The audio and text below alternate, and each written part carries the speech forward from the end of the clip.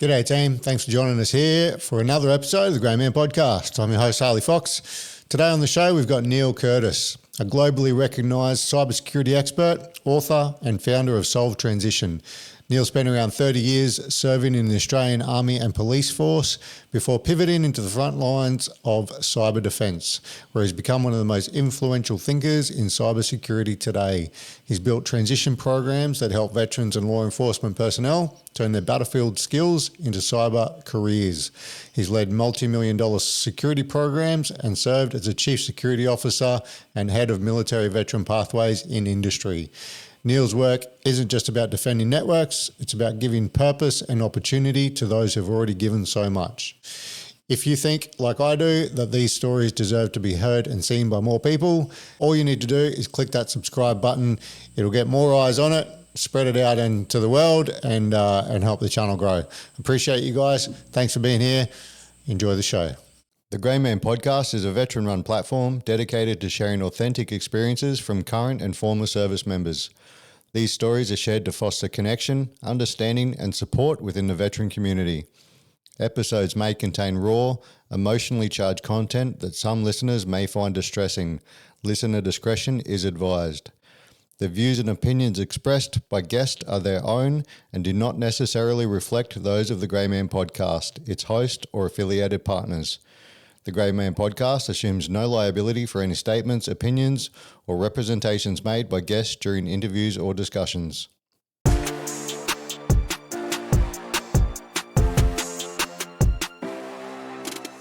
Neil, welcome, mate. Thanks for being here. Happy days. Here we are. Yeah, thanks for coming. That's good.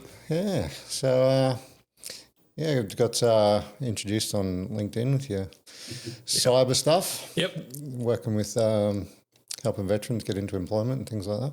Correct. Good stuff. So we'll get into that later, but first just learn a little bit about yourself and your journey through life and military and whatnot. I'm lucky it's still going, right? The life is still going, yeah. Yeah, it's been a while anyway. Your journey to this point. Yeah. All right. So what was childhood like for young Neil? I grew up in Tamworth. So I was born in Sydney. I was adopted out, and so when I was a baby, I was on an aircraft. Yeah, came out when I was 13 weeks, I think. To a Tamworth couple back in the day. This is in the 60s. And the family that I was adopted into was a really large family in the Tamworth surrounds, and built most of that town on the bricklaying space and then the farming space. So half my family were farmers and the other half were brickies and builders. And I grew up there. We had a small farm at a place called Hanging Rock, which I'm at now. I say small. There was a couple of thousand acres up there, but it was shared with my auntie who lived next door to us, who came from that area, or her husband came from that area. So Hanging Rock is a gold mining space. Oh, yeah. And you found any gold? Yeah, the guy who founded it is a relative of ours. I can't remember his name right off the top of my head, but anyway, made about 15 million back in the day, which is a lot of money, owned hundreds of thousands of acres down there. Sold it all up and bunked out. They came from England. So we sort of inherited a lot of space. There's a couple of dams up there, or a little place called Sheba Dam. That was part of the place we used to own, which is beautiful, and it's only 600 metres up the road from the farm. And if you had it now, you put a couple of big log cabins on it. That's the sort of place it is, and you'd make a Monty out of it. So I grew up there, went to Peel High School, nothing really exciting about that, just normal sort of agricultural school. It said there was a big family. What were they adopting for? Just to help kids out? No, just they couldn't have. They they couldn't get pregnant. As soon as I came along, they'd spat out two of their own. Oh, okay. It's very common, apparently. Okay, as if I'd known. They got a bit impatient. Yeah, pulled the trigger. So they did that. Two other brothers behind me. We grew up there. Didn't like school. I was repeated a year, so I wasn't a real academic performer. My other brothers, the brother below me, 11 months younger than me, was a bit of a superstar, so I had to compete. Mm-hmm. And I was like, okay, whatever. Academic superstar. Yeah. I could beat him on stuff if I paid attention to, but I was too scatterbrained. I just wanted to shoot and hunt and fish and play around and carry on. So, and I didn't know what I wanted to do in life. And when I got to year 11, I was like, I just need to tap out, I think. And I went to Ag Quick one, these are big agricultural field days down there, and I went down to that and they had a stall for an agriculture college called Tokelag College or CB Alexander down at Maitland. And I went home with the brochure and said, Dad, that's what I want to do. And he goes, yep, okay, we'll sell the cattle, that cattle that he had. And he said, we'll pay for it. Oh, wow. So he put me on that road. And then I went from there and tapped out at year 11, went to ag college for a year, did what they call a certain ag, had no idea what that would be. It was more practical, driving tractors, changing tyres, stuff like that, milking. And then moved on to the Gulf of Carpentry and the cattle stations in the AA company, Australian Agriculture Company. So I spent some time up there learning to ride horses, what real horse workers around, not horses that don't kick, because they will kick the crap out of you if you get near you or hurt you. And I got hurt pretty bad. It came off in the first 3 months, knocked out cold, chop it out. Wake up the next day and went, no facelift, half my face was ripped off. Oh, shit. Apparently when I landed on this rock, the only rock in the world, I suppose. And I put my head up and he just smacked me and took all the bark off my, it was the left side, I think, or whatever, years ago. And then about 6 weeks after that, back on the road, back on the horses stuff, chasing Mickey balls through the scrub and got hit by a tree and took all that scar tissue off, so I was skinned again. Oh, geez. Anyway. The old saying, get back on the horse. Yeah. Yeah, maybe too soon. So I spent some time there, came down to Galarganbone down in Western New South Wales sheep country, did a bit of time down there, and then I kind of wanted to join New South Wales Police. That was my goal. And I thought, okay, well, that's kind of a career. We're in recession too. This is 85 through to 87, 88, so there's no work, so to speak. And well, Jesus Christ, you're looking good for whatever. Well, I don't look, I can tell you.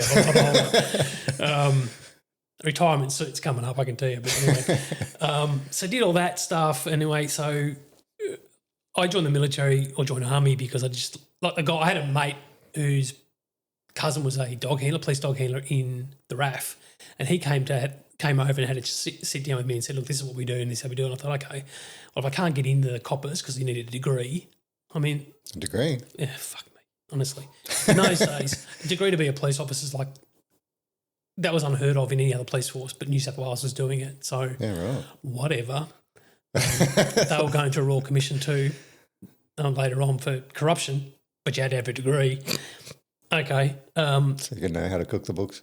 Yeah, 100%. So I joined Army because the only reason I joined Army is because I went 1, 2, 3, which one? Don't like Navy. Brother went to the Navy. Not a real fan. Not a real fan of the look and feel of it. Not a real fan of the RAF look and feel. I wanted to be more hands-on. Driving tractors, running horses and stuff. Wanted to be more hands-on. So I joined the Army. Were you a proper cowboy wearing cowboy hats and chaps and stuff? Yeah, still do. Still get shit for it. And we have, all the radio stuff and cutting and all that sort of stuff down in Tamworth. So it's, and it's all, for me, it's like, yeah, it tickles a boat, yeah. So I joined Army. Was interesting because I got to the point where you do the interview with some lieutenant. And I had to talk myself into it, talk him into hiring me. So you need to hire me. He goes, why? I said, because I haven't got a job.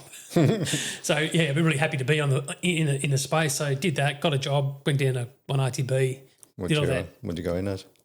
No, just a digger. Happy days. I didn't think I had an officership in me, to tell you the truth. I wasn't academic. I didn't want to go to school. You just went in as a grunt? Yeah. Infantry? Yeah. No, I was in armoured. Armoured. So when I got there, I wanted to go to the MPs because in the MPs you could go direct entry, but you had to do some time in infantry. It was Arms Corps then MPs. The MP state was only to be a police officer in the civilian space. So I had a transition plan as I was going into the military back in the day. And what I want to do is as little time as I can to get qualified or where I thought I qualified, understanding of the landscape, and then transition out into a civilian policing wherever. And that's the pathways. And I figured that would be the best one to do. Although when I went through Kapuka, and they ask you, and then back in the day, I don't know what they do now, but you do a psych test. I got beaten by 1% on the psych test by one of my other squad mates or section mates, whatever I call them in those days. And so he was targeted for the MP role, and they said, what else do you want to do? I said, well, what else you got? And I didn't know what they had other than infantry and artillery and a few other bits and pieces. So we had a video day back in the day, and a leopard tank drove across the screen and said, holy shit, We got tanks. We got real tanks, like real things. So I joined Armoured, and I didn't want to go to First Armoured Regiment. It wasn't everybody wanted to go to CAV. Everybody wanted to go to CAV, which is in Brisbane, because hey, why wouldn't you? Right? You don't want to go to Townsville. You don't want to go to Buttfuck Auto and some CAV unit. Darwin or something. Oh, God, you know. Anyway, so they said you're going to Armoured and you're going to First Armoured, and I went, oh, where's that? And they said it's down in Pucker. So away we went, and interestingly enough, and this is how you talk about fate and you talk about faith. The guy who beat me that percentage rate, his whole section. So most of my in those days, a room was split in two. We had two guys on each side of the room, and all those section went to one went to transport, rest of them went to grunts. A couple of guys went to grunts, and they went down to the range at Singo, and they were shooting or firing off the grenade launchers off the M16s back in the day, because my day was M16s and L1A1s, so real weaponry, not 5.56 crap. So the ARES had been there the weekend and shot off the same practice on the grenade launchers, but failed to count their grenades, and a grenade had lodged itself in the door and didn't detonate. So we didn't know that, or they didn't know that, and they were firing. Door of the car body they were shooting at. Sorry. Oh, yeah, right. Yeah, old car body they were having a play on. And the guys had fired their rounds off and expended all their rounds, and they walked down, and it was my friggin' roommate. The guy like literally stepped across the aisle from me. Most intelligent guy in the world. But he went up to the car body and he just kicked the car body, as you do. Dislodged his grenade, dropped 8 of them. So flattened 8, killed the guy. Oh, fuck. That beat me for the MPs. He was outright. They brought him back to life 8 times on the way to emergency. And he survived, but the whole crew was littered. Fuck. And you sort of go, fuck me. That could have been me. That would have been me, because I would have been there. If you would have kicked the car, though. Well, yeah, I wouldn't have kicked the car. I mean, I'm a bit more sensible in the kicking the car body, because where grenades land anyway.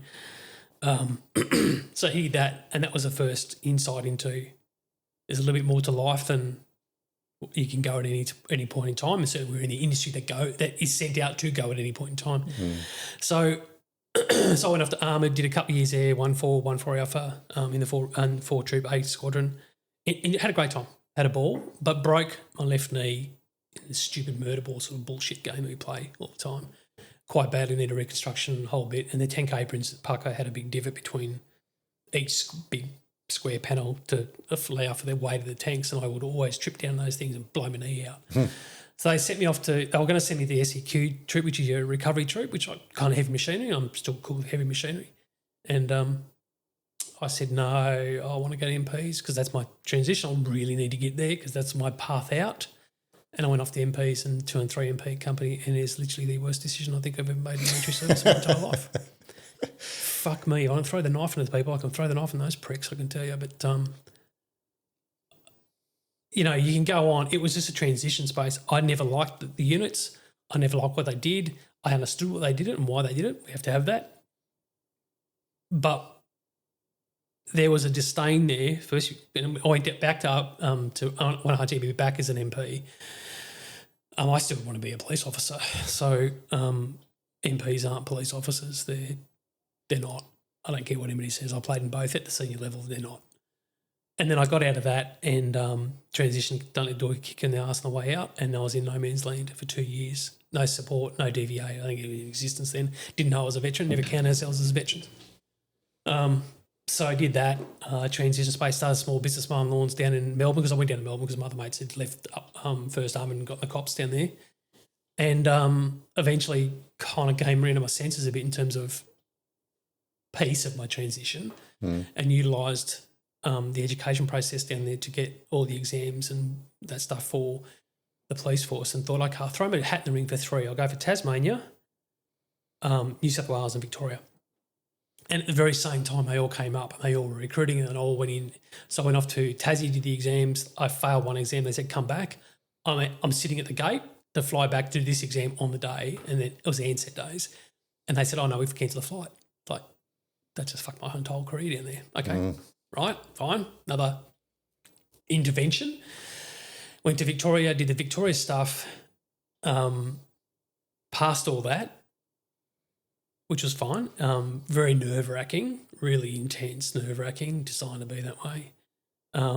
That was my first reintroduction back into that sort of senior constable corporal rank. I was a little bit shaky on that because I'd come out from that rank level as an MP and I wasn't very trusting of rank and service and stuff. But I went to do the same thing in New South Wales, went down to Sydney and sat next to a guy. We were in jeans and like a collared shirt, and it said on the documentation, neat casual. So I was in neat casual. I know what neat casual is. I wasn't a pup. The guy next to me was the same, and he was one of those lifesaver guys that sit on the back of those big wooden boats on the surf down in Sydney and does the back of it. This man was the fittest man alive, I swear to God. Anyway, we had him, we had another lady with us, another young lady. And they came out, everybody else was in a suit. There was 300 people in this auditorium, went through the exams. First of all, they ripped us too for not being in a suit. Yeah, right. You know, supposed to be this one, and ripping their Neat casual, yeah. Yeah. But the funny thing is, their face ripping was nothing that we were used to. Like, they're just like a bit of smack and you go, you're a fucking muppet. And at the end of the day, after all the exams, it was attrition, like you'd have an exam and then you go for a 15-minute break, come back in, and they'd say, all these people, blah, blah, blah, and read their names, step into the other room. And we'd remain there and we would win, and we win and win. We won the whole day. So the three of us and about another 15 people made it through the day of 300, which is completely mind-blowing to me. And went for the obstacle course, run, skip and jump, which is a fairly decent course too. And it's all cement and concrete, not like we used to out, you know, jumping in through dirt and barbed wire and stuff. This is like concrete jungle. So the female went first. I don't remember her name. She jumped up on a wall, came down, broke her leg straight up, bang. Oh, yeah, fuck, okay. All right. So we carried her off screaming. And then I went, and it was a 35-degree day or 40-degree day. I went like it, as you do, hard. I wasn't, even though concrete came out, scratches and blood and all the rest of it, which is fine. Got at the end of it and went, I think I'm going to faint. And I went to the showers, and they said, go to the showers and get dressed and come back out. So I went to the showers. I'm in the shower thinking, I'm literally going to faint here. It's the hardest thing I've ever done, harder than military for me at the time because I hadn't been in for 2 years. And I wasn't keeping that fit. I was kind of residual fitness. The guy behind me, that he smashed the record completely. Like he broke it by minutes, not just by seconds. Anyway, we were the only two guys to be offered jobs on the day. The two guys are rocked up in jeans and a bloody shirt were the only guys who passed for the police force entry. And they said, you two come here, you're in, everybody else is out. Nobody else passed the fitness test. Take your fucking suits and get out of here. Exactly. So in those days, the Royal Commission hadn't finished into the corruption space. So they were still on about 40 grand, trying to live in Sydney on 40,000, where Vic Pole was on 50 in recruitment. So I said, well, my mates are in Vic Pole. You're paying shit. I'll go to Vic Pole. At least I got some friends there to sort of, to work with. So I went to Vic Pole and I spent the next 13 years in Victoria Police, and I was a senior sergeant when I got out, and that's unheard of in 13 years. Yeah, right. I had an awesome career. I was 27, 26. And so I went through the academy. That's not easy for anybody. And you do that work and then you come out, and I sort of brought that sort of common sense approach to legislation with me. So I came out of that space. You do 4 years in general duties, which everybody did in the day. You do your exams for your confirmation, then you do exams for senior constables. So senior con is an exam based. These days, not it is now. And as soon as I did my 4 years, then you can apply. In those days, you can apply for other roles. You can go to traffic, crime, whatever. I wanted to go to traffic. Went to St Kilda, or Port Phillip was all regionalised. Political names. St Kilda Traffic Operations Group, basically. And within 6 months, they turned around and said, "I want you to jump on a motorbike. Can you ride?" I said, "Yeah." Farm kid, right? You can ride. And I did have a road bike in the past. So I jumped on a BMW and was trained as a solo, they call police solos, and spent the next 3 years in the police solos in St Kilda doing some fucking war stories and that shit. When you say traffic cop, is that like pulling people over for... Yeah, highway patrol. Yeah. Yeah, that's all we did. So you said you only did 2 years in the green, and that was enough for the No, coppers? I did 6 years. Oh. Well, it was a 2 year break from when I got out to policing. So that was a transition shit. So the only thing I was worried about is having a knee. My knee would maintain its stability enough to get medically accepted into police, which it did, which is fine. I never had an issue with it since. It's sore and it's crap, but I couldn't do a physical right now. But I'm not bloody 27 either. And I did policing in the day was a really good job. Wouldn't do it now, but certainly you stick a phone in front of me, you probably get shot in the face. That's how I react to it. I don't think a lot of coppers in my age would. Most of the coppers I sort of left with, I did traffic. One of my mates she was in St Kilda. She got a role with the Commonwealth Games planning office, and she rang me up and said, "Can you come over and speak to the state traffic advisor, which was the senior copper in the job for traffic?" Fuck, what have I done? Okay, all right. So I rock off. I said I was on the bike, so yeah, I'll come over in 10 minutes. So I zipped over and he just turned around and said, "I spoke to Anita. Anita Harroway was her name, amazing woman." And he said, "I'll take you on for the traffic transport for the Commonwealth Games." And I said, "Well, what's the job?" And he said, "It's a project manager job. You're running the security overlay." Right. Okay. What else am I doing? He goes, "Well, you're also doing digital encrypted comms as well, so you can do that one as well." I'm like, "Wait a minute. That's what I tell you. I'm not an IT guy." So I went in there, did that planning for 3 years, brought some other people into it, all IT stuff, all security operations, counterterrorism, all those teams were involved in the planning. We're doing, routes from the athletes' village into the events, all those contingencies around that. Working with Army, working with AFP and ASIO. And then after that I tapped out of that, did a bit of, because when you finish that was basically a secondment. I didn't go back to traffic. I kind of grew out of that. I did 3 years, that does enough. And then I went into some IT stuff we were doing. We were redoing the criminal database. So I went into that IT, learned a ton about that. And then I said, well, we need to be attached to something. So I said, attach me to ESD, Internal Affairs, basically, Ethical Standards Department.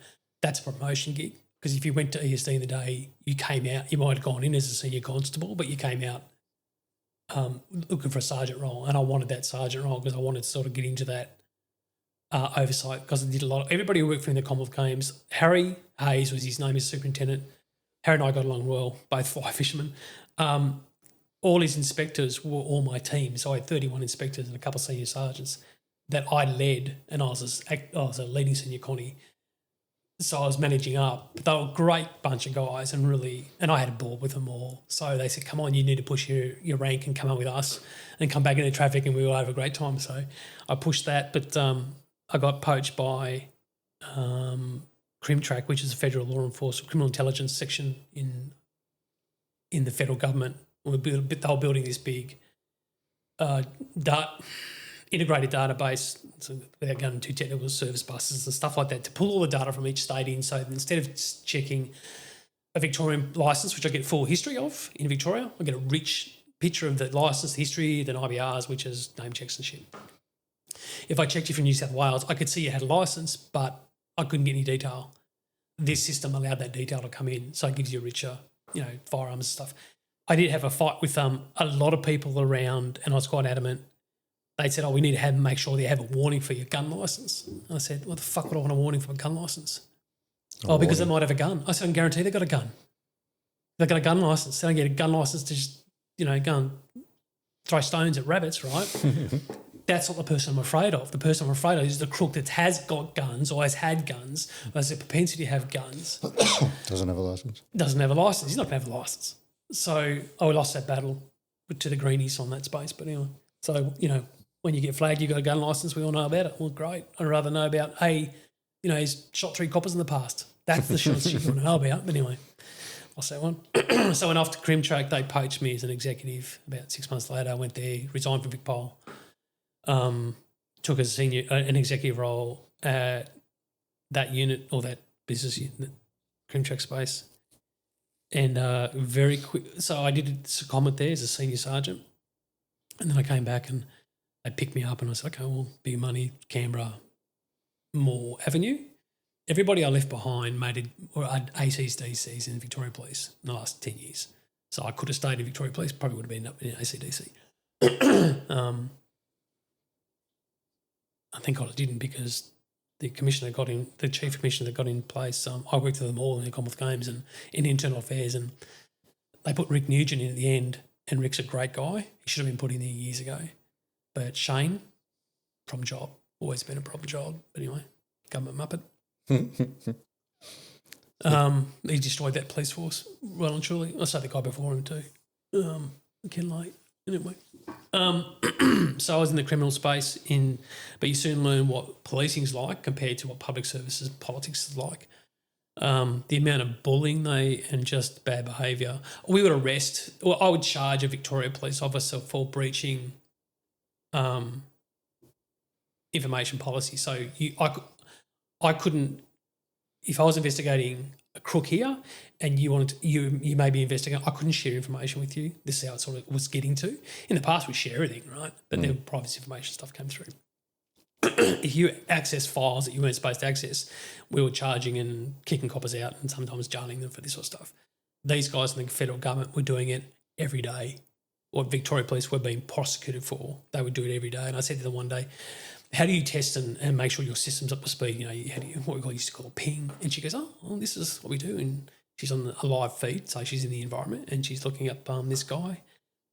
And I said, why are you looking him up on a live environment? You haven't got cause to do that. She goes, oh, this is the only way we do it. Pulled him up, and I said, why this guy? Well, he hits all the screens, like marks, scars, marks and tattoos, priors, all the fence space. Like the guy's a legendary crook, but he had all the screens, so he could just go from screen to screen. I said, that's fucking inappropriate and illegal. And she goes, well, we've been to court before. And I said, yeah, as a fucking defendant. And she just looked at me. The guy who's running the organisation, the big guy, he's our AFP guy, came down and said, come and have a chat. So I sat down and said, you're fucked. And there was 19 complaints I had, and I said, this is what you guys are doing, and it's illegal. Anyway, I threw my hat in the ring and said, see you later. And they closed that unit shortly after. Yeah, right. Interesting. And then I went on to different roles, went into the Vic Roads for a little bit, ended up in Queensland. Went up to Queensland for basically a sanity check, and met my second wife up there, Kath, and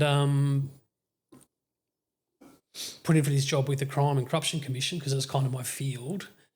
And I came out as an executive level role. So in Victoria, it was an VPS 6 or 7 or 6 or 7, that sort of space. And I came out into a 5, which is like a $78,000. I went from about $150 to a $78,000 job, and it was great. No. Like, man, I can do this on my STEM. It's easy. Anyway, so the CIO at the time called me in his office about 3 weeks later and said, I've got your resume. Can you come and have a chat? I go, fuck, what have I done now? So I walked in there, sheepish, and I sat down. He goes, I've made some calls about your resume and stuff, and I've checked your background and stuff. I'm going, oh, here we go. And he said, why did you apply for this job? I said, it was the only job going. And in Queensland, it's very interesting because when you come to Queensland, if you're not known, you don't have a network, you don't get a job. Doesn't matter how good you are from other states, nobody gives a rat's. It's jobs to the boys, so to speak, but there's a reason for that. Anyway, so I walked out of that office with a $50,000 pay rise and an AO8 job. I said, that's what I'm going to put you into. 3 months later, I had his job. I was the CIO. Yeah, right. And I acted in that role for the next, I can't remember now, while. And I was still on a contract. So they couldn't give me that role full time going. And that was in a time when that organisation was in a lot of upheaval.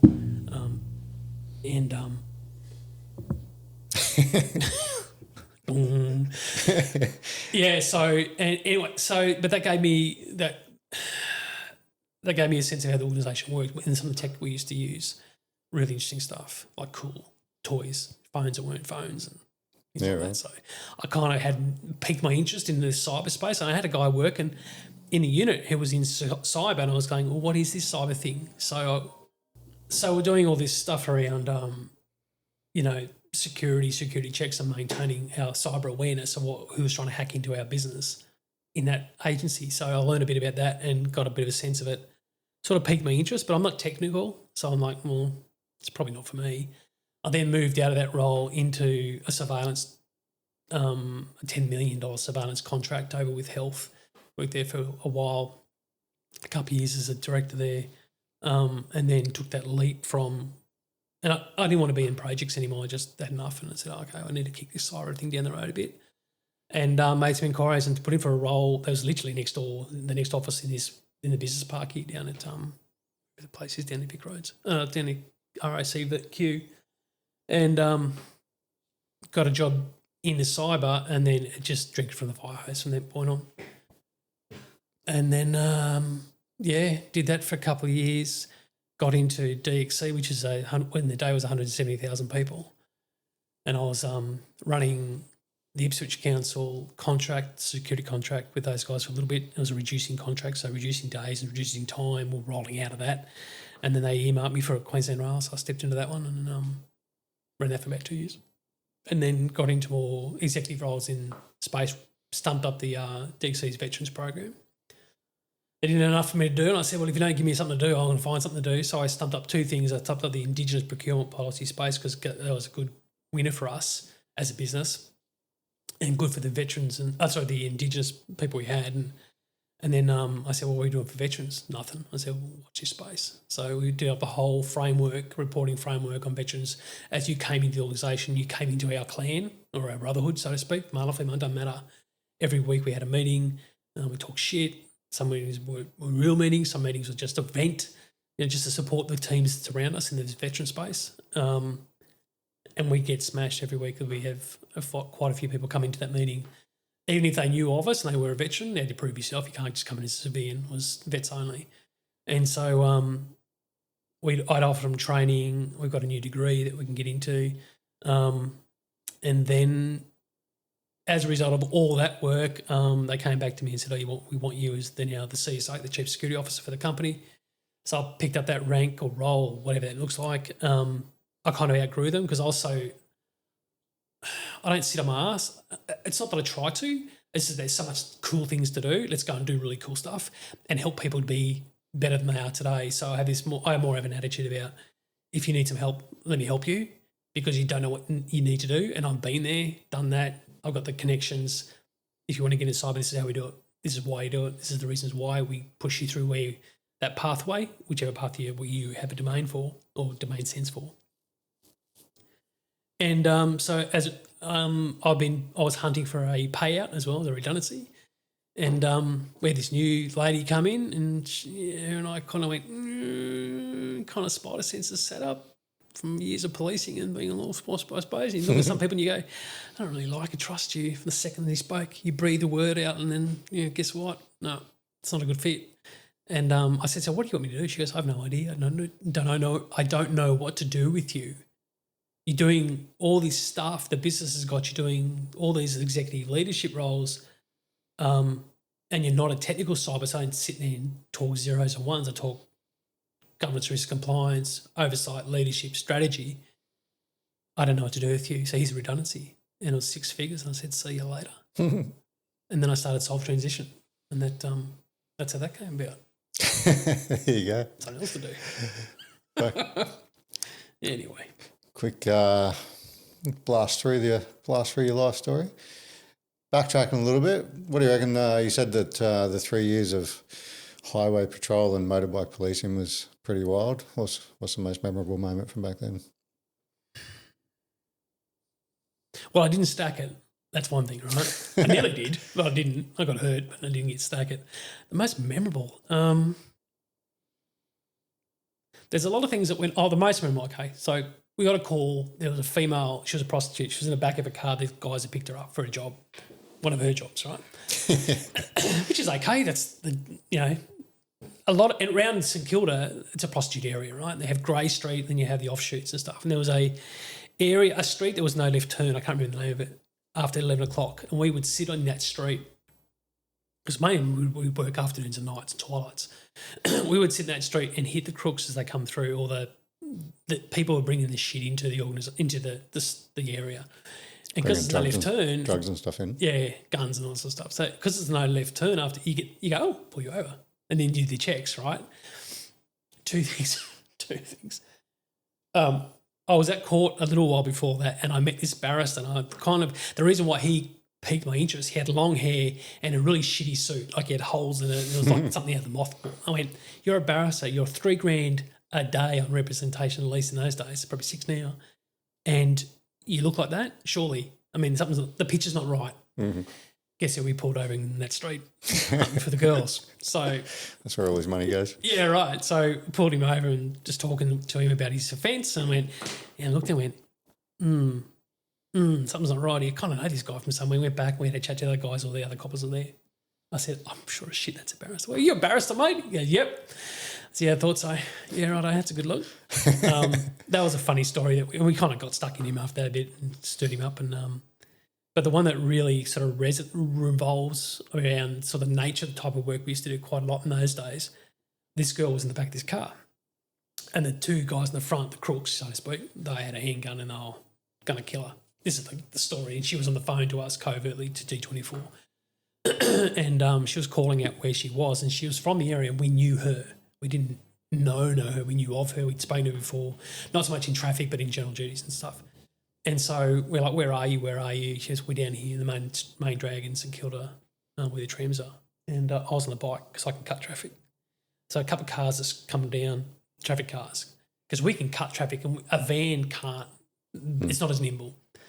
And plus they're not trained drivers. It's not that they're pursuit drivers. It's just that we always driving like a rat bag or riding like a rat bag, basically. So anyway, so I remember riding up next. I saw the car. I said, it's here. We've got comms and stuff. I said, it's just there. It's over there. And another silo was coming over there and I said to him, I can't remember who that was. I said, it's just here. And he's flashing something and I said, I can't see it. And he couldn't see me. I said, I can't see it, but they're flashing something. And in those days, our handguns were the revolvers. Right. And they were stainless steel for solos because you're out in the weather all the time. So it's stainless steel. It's obviously a better piece of kit than a blued firearm. And I remember riding up this guy, just cruising up to him, and he's on the other side. And we pull up, the windows were down. I just pulled his handgun out and just went, don't fucking move. And the look on his face, I think he wet himself. He did shit himself, like literally. The van had to deal with that. And the other guy was the same. He's like, don't move to the crook. And the passenger seat, we had him bailed up. And, arrested those guys. But it was just that whole, it came together. It wasn't messy. It was just sitting right up both sides. The windows were down and just two police handguns straight through the head, into the head, mate, don't fucking move. And then the guys in the car behind us came out and arrested these guys while we had them under. So there's a bit of that sort of stuff going on. We had the Silk and Miller killings at the time, police killings at the time.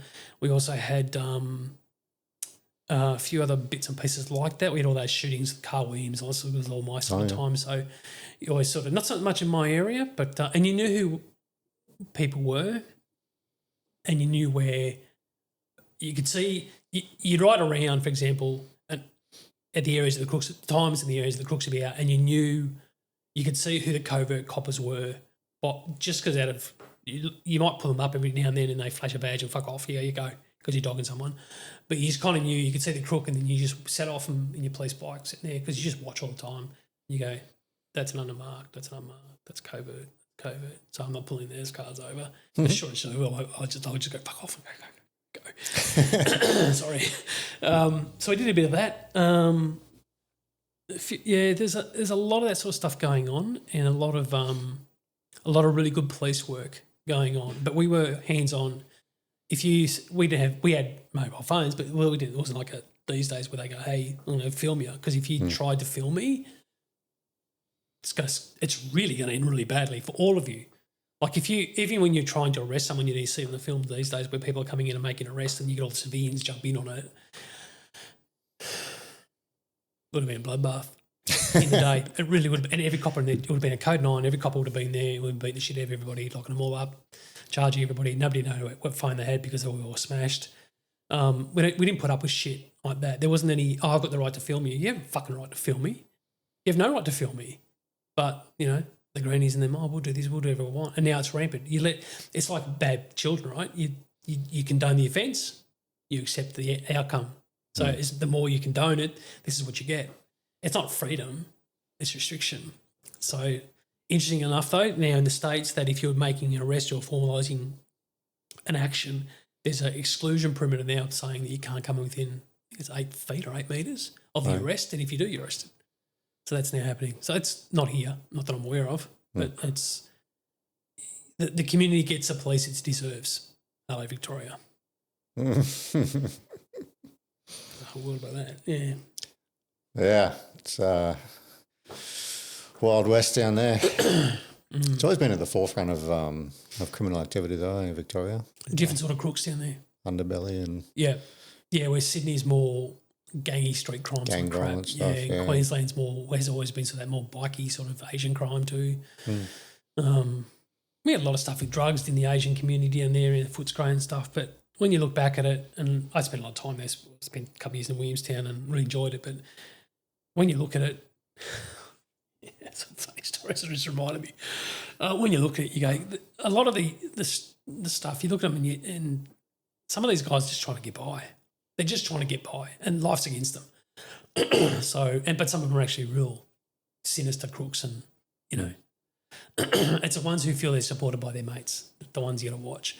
The guy's doing it like a drug dealer, and he's just trying to sell stuff on the street. He hasn't got 4 other guys supporting him to do so. So he's not going to behave that way. But if you've got a guy who's got his gang mates and they're a supportive mob, then you have to bring in more resources and deal with that effectively. But in the day, we would deal with it very hard. But they're bad children.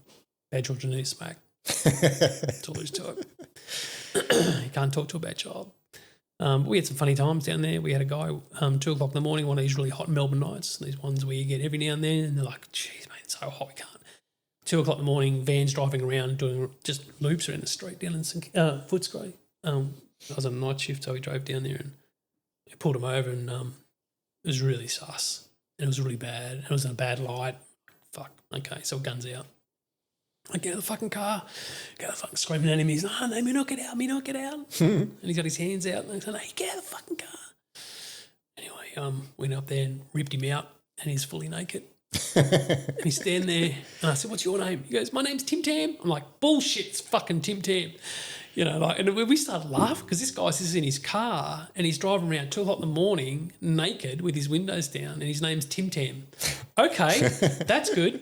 And it actually turns out that he was just hot. He was driving in because he was so hot. His windows down, the air conditioning or the wind coming into the car, he was just hot. That's a true story. Like, I just drove around because I'm hot. Like, okay, all right. Can you put some clothes on? At least put some undies on, right? But, I think most coppers that do street policing have those sorts of stories or experiences, but the experience is enriched by the people you work with, because that's a funny story. It could have been a bad day for him, especially if he didn't play the game. But if we don't have the backup, if I'm not backing you up, if it's you or me, and we're not having a laugh at this sort of stuff, you go crazy, because there's trauma on trauma on trauma. It's like the military, where you go into the battlefront and you deal with it and you're dealing with your scenario, and then you have debrief, but you're still hanging around the same guys. It's you and me tonight, me and her the next night, you and her the next night. It's different, but every job, a busy day would be 23, 21 jobs sort of thing. Yeah, right. And you go to Agberg, violent domestic, criminal damage, traffic offence, fatal accident, 83s or 86s, I can't remember what they call, but death or something, and it's just bang, bang, trauma. You get out, there's no debrief, because you go home, go to bed, get up, and back in the job again. Yeah, do it all again tomorrow. So there's no debriefing, and there's no you're up and you stay up. It's like you're an engine and you're revving at max red line, and you're there all the time, and they're just feeding you the oil and fuel, because there's no downtime to bring you out of that, and then there's no displacement, because you are always working in the community is where you operate. So you might live in a different suburb, but because you're operating in the community space where military isn't, they're operating in the military space on base in a section, for example, or overseas deployed. That's temporary. Then you come back and you go home if you have a home, or you go back to base, and there's a downtime. Detach. And you can detach. In policing, there's no downtime. It's consistently constant. And then you find you drive past places that you've been to bad incidents on, and it's just a complete trigger. I was talking to a guy with a mate of mine who I'm training to be a penetration tester, and he was just telling me that he'd go to work, he'd be on the toilet 5 times every day in the morning, and it's all fluid.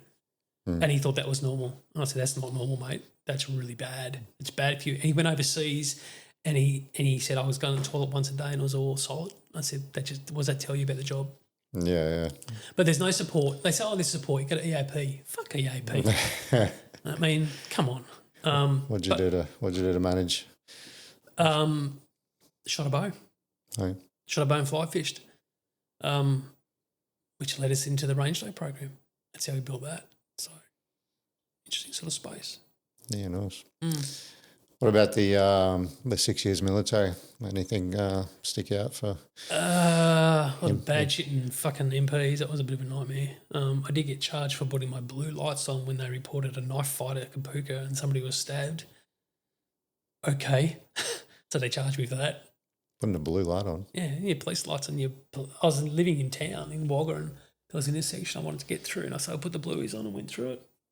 Apparently, it's illegal to do that.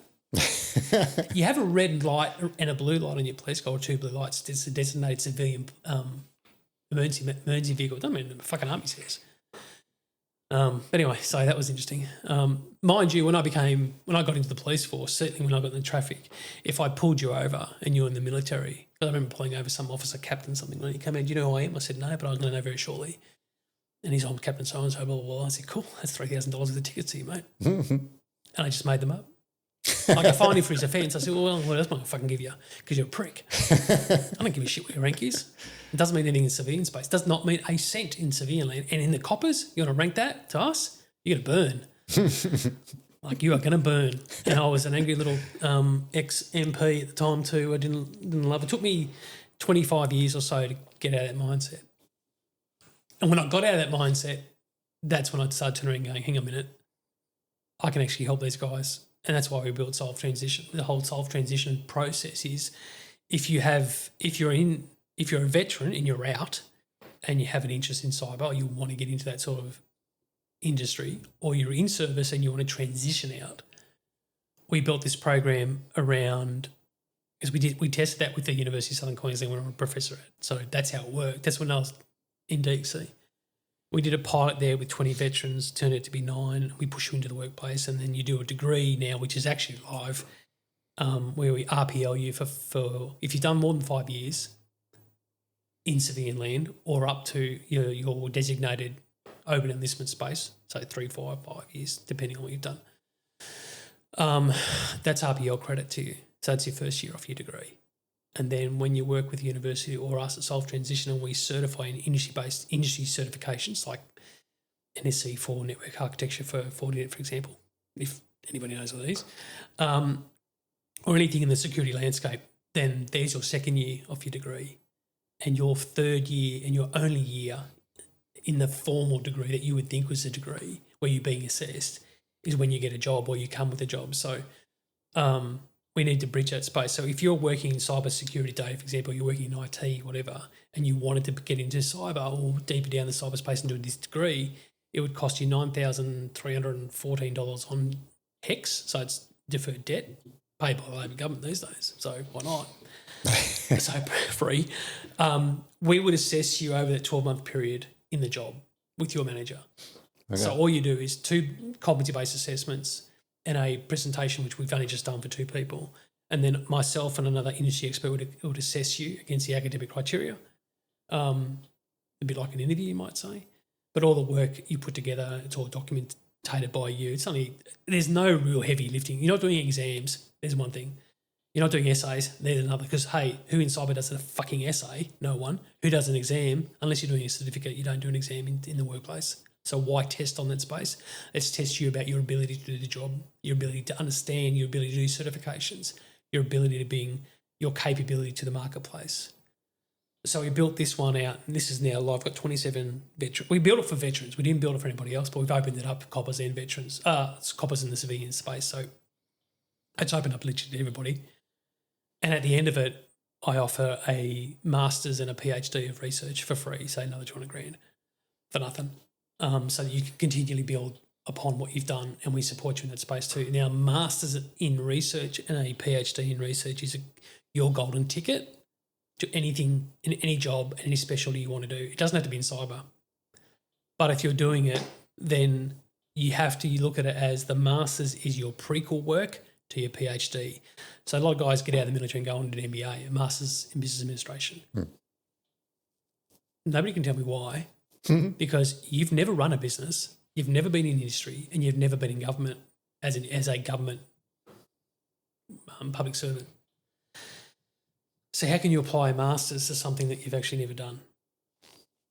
So interesting enough, the master's in research is more around how you apply an area of research you have an interest in. Master's is that pre-work, how we're going to assess it, what we're going to do, what we're going to look at, etc., literature reviews and stuff. That leads to the PhD, which is you doing the work and the assessments in the research space. And by doing that, it's in your area, and it cannot have been done before. So once you get, say you wanted to research, I don't know, iPhones, because one sitting here, you want to research how iPhones affects, loneliness in men aged 15 to 20. You want to be the expert in that space. That resonates with you. That's what you want to do. That's your master's. Pre-work. So how are we going to do that? What are we going to do? Engagement of like the iPhone manufacturers and all the science around that. And then we deliver the project, you might say the research and your PhD.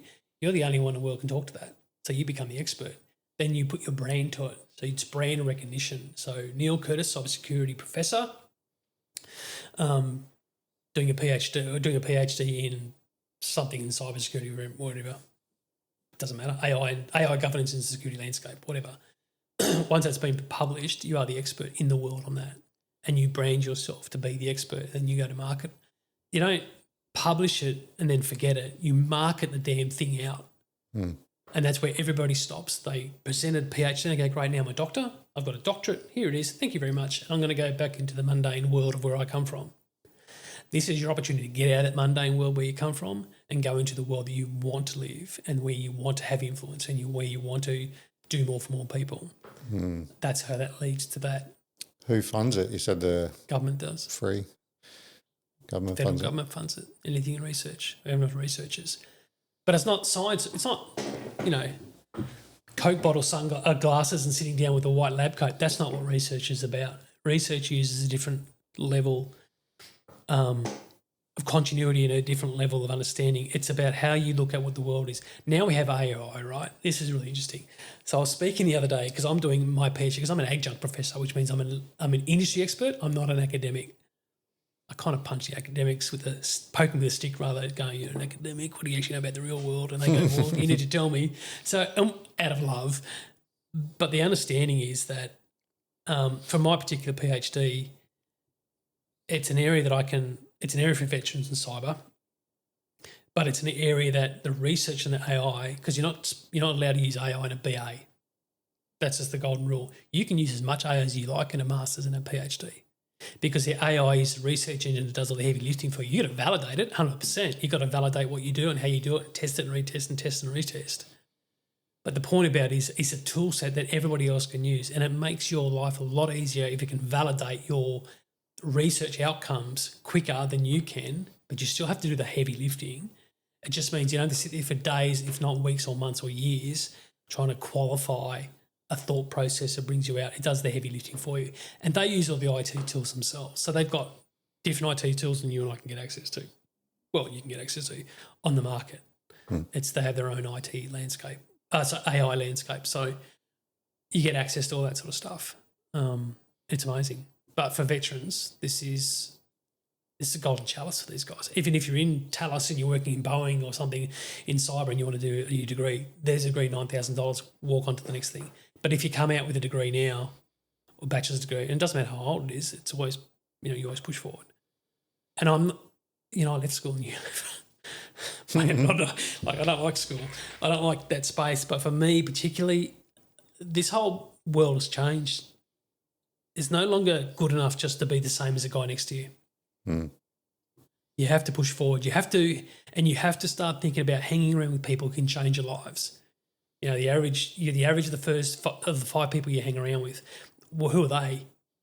And if you want to move forward in life, are they better people than you? So the guys I hang around with, way better. In my mind, they're way smarter, way in their areas of expertise. And you always looking up to those people like father figures or mentors, even now. And if you don't, then you're hanging around the wrong people. And if you can't learn from them, you're hanging around the wrong people. You've got to up it. The only way you can up it is to network. And the only way to network is to go and meet people and talk to people and contact people. You'd be amazed how many people just reach out, send me an email and go, hey, Neil, this is who I am, this is what I've done. I come from this military service or policing space. I just want some advice on this. Can I have half an hour? Yeah, let's go. It's a half an hour call. What do you need? I'm doing this. It calls yesterday and all week. I'm doing this. I want to do that. How do I get there? I need to speak to this guy. Let me do the intros for you. I need this certificate. I need this pathway. You need that degree, or you need this, you need that. So just go and do that. Go and have a look at that, how it works for you. Here's the other people that have way more experience than I am that I'm going to connect you with and do an intro, and you can go and have a conversation with them. Yeah. And they go and do it and they win. Why? Because of networking. They're starting to surround themselves with people that are better than they are, stronger than they are, no more than they are, be in the landscape, have the range of network. And it's not the network you come out the military with. So if you're an officer, right, and any of you senior officer, it's not those people that hang around you in service, because an officer, a general, or I'm not familiar with the ranks these days, but a senior leader in the military is going to be hanging around people that are senior to him in public service, say general, public service and ministers and stuff. And then he's going to have all the officers hanging around him, all his junior ranks, which is everybody else really. He's only ever as good as the people he hangs around with. Well, where's the lift here? And there's a lift. Like, they're not the be all. They're the ones that suffer the most, because they come out expecting a 6-figure pay rise, right? I'm a general, I want to come out and I need to have this rank, and that comes with this pay. Okay, right. So tell me how that works. And they find they struggle with it. So not just for generals, of course, but we do have had a few, certainly US Marine Corps guys. But just guys that come out at a senior level, they don't know how to connect to other senior levels. Yeah. That makes sense. Yeah, because they've always been at the top. Yeah, and it may not be a senior level, but in terms of structure or rank or position, it may be a junior person who's got more experience and doesn't work in the rank space, the civilian space, for example. Multiple experiences around that sort of landscape about people with more capability. So speaking about that, when you come to Solve Transition, we run a capability assessment with you. It's based against the ability map framework. So we look at, when you score that space, you actually get the report. So if you get the report, 8 capabilities that align to cyber. And it's aligned to Sophia, which is the framework for the roles and capabilities. Because you come out of the military saying, I've got nothing. I'm not going to be a cyber person because cyber seems to be technical, but we don't give a shit if you're technical or not technical. What we give a shit about is, are you capable of critical thinking? Are you capable? Can you work with numbers and words, or numbers or words? I'm not a numbers person at all. Don't give me a spreadsheet. Don't give me Excel. Mm-hmm. Give me a Word document. Give me a strategy I'll write till the cows come home. Things like resilience, things like obviously leadership, but that's tiered leadership. It's not I'm a leader, because leadership means different things to different people. We can always see that. But it's how you bring these capabilities that are aligned to these frameworks and how strong you score them. We did an exercise with Ability Map when I was at DXC, and we took 400 security people, cyber guys, from one of the big four, and we had them grouped into high performers and just general operators. And then we took our cohort of veteran cyber guys, high performers and general operators, and we pound for pound assessed them against all the capabilities and their scoring. The military veterans came out 168% stronger in the high-level guys than their high-level guys. So pound for pound for each criteria, they outscored them. The worst was 80%. The top was 168 for that criteria space. So we've got the document on that. We read the research. We validate through the universities. So that's actually real. The methodology is grounded.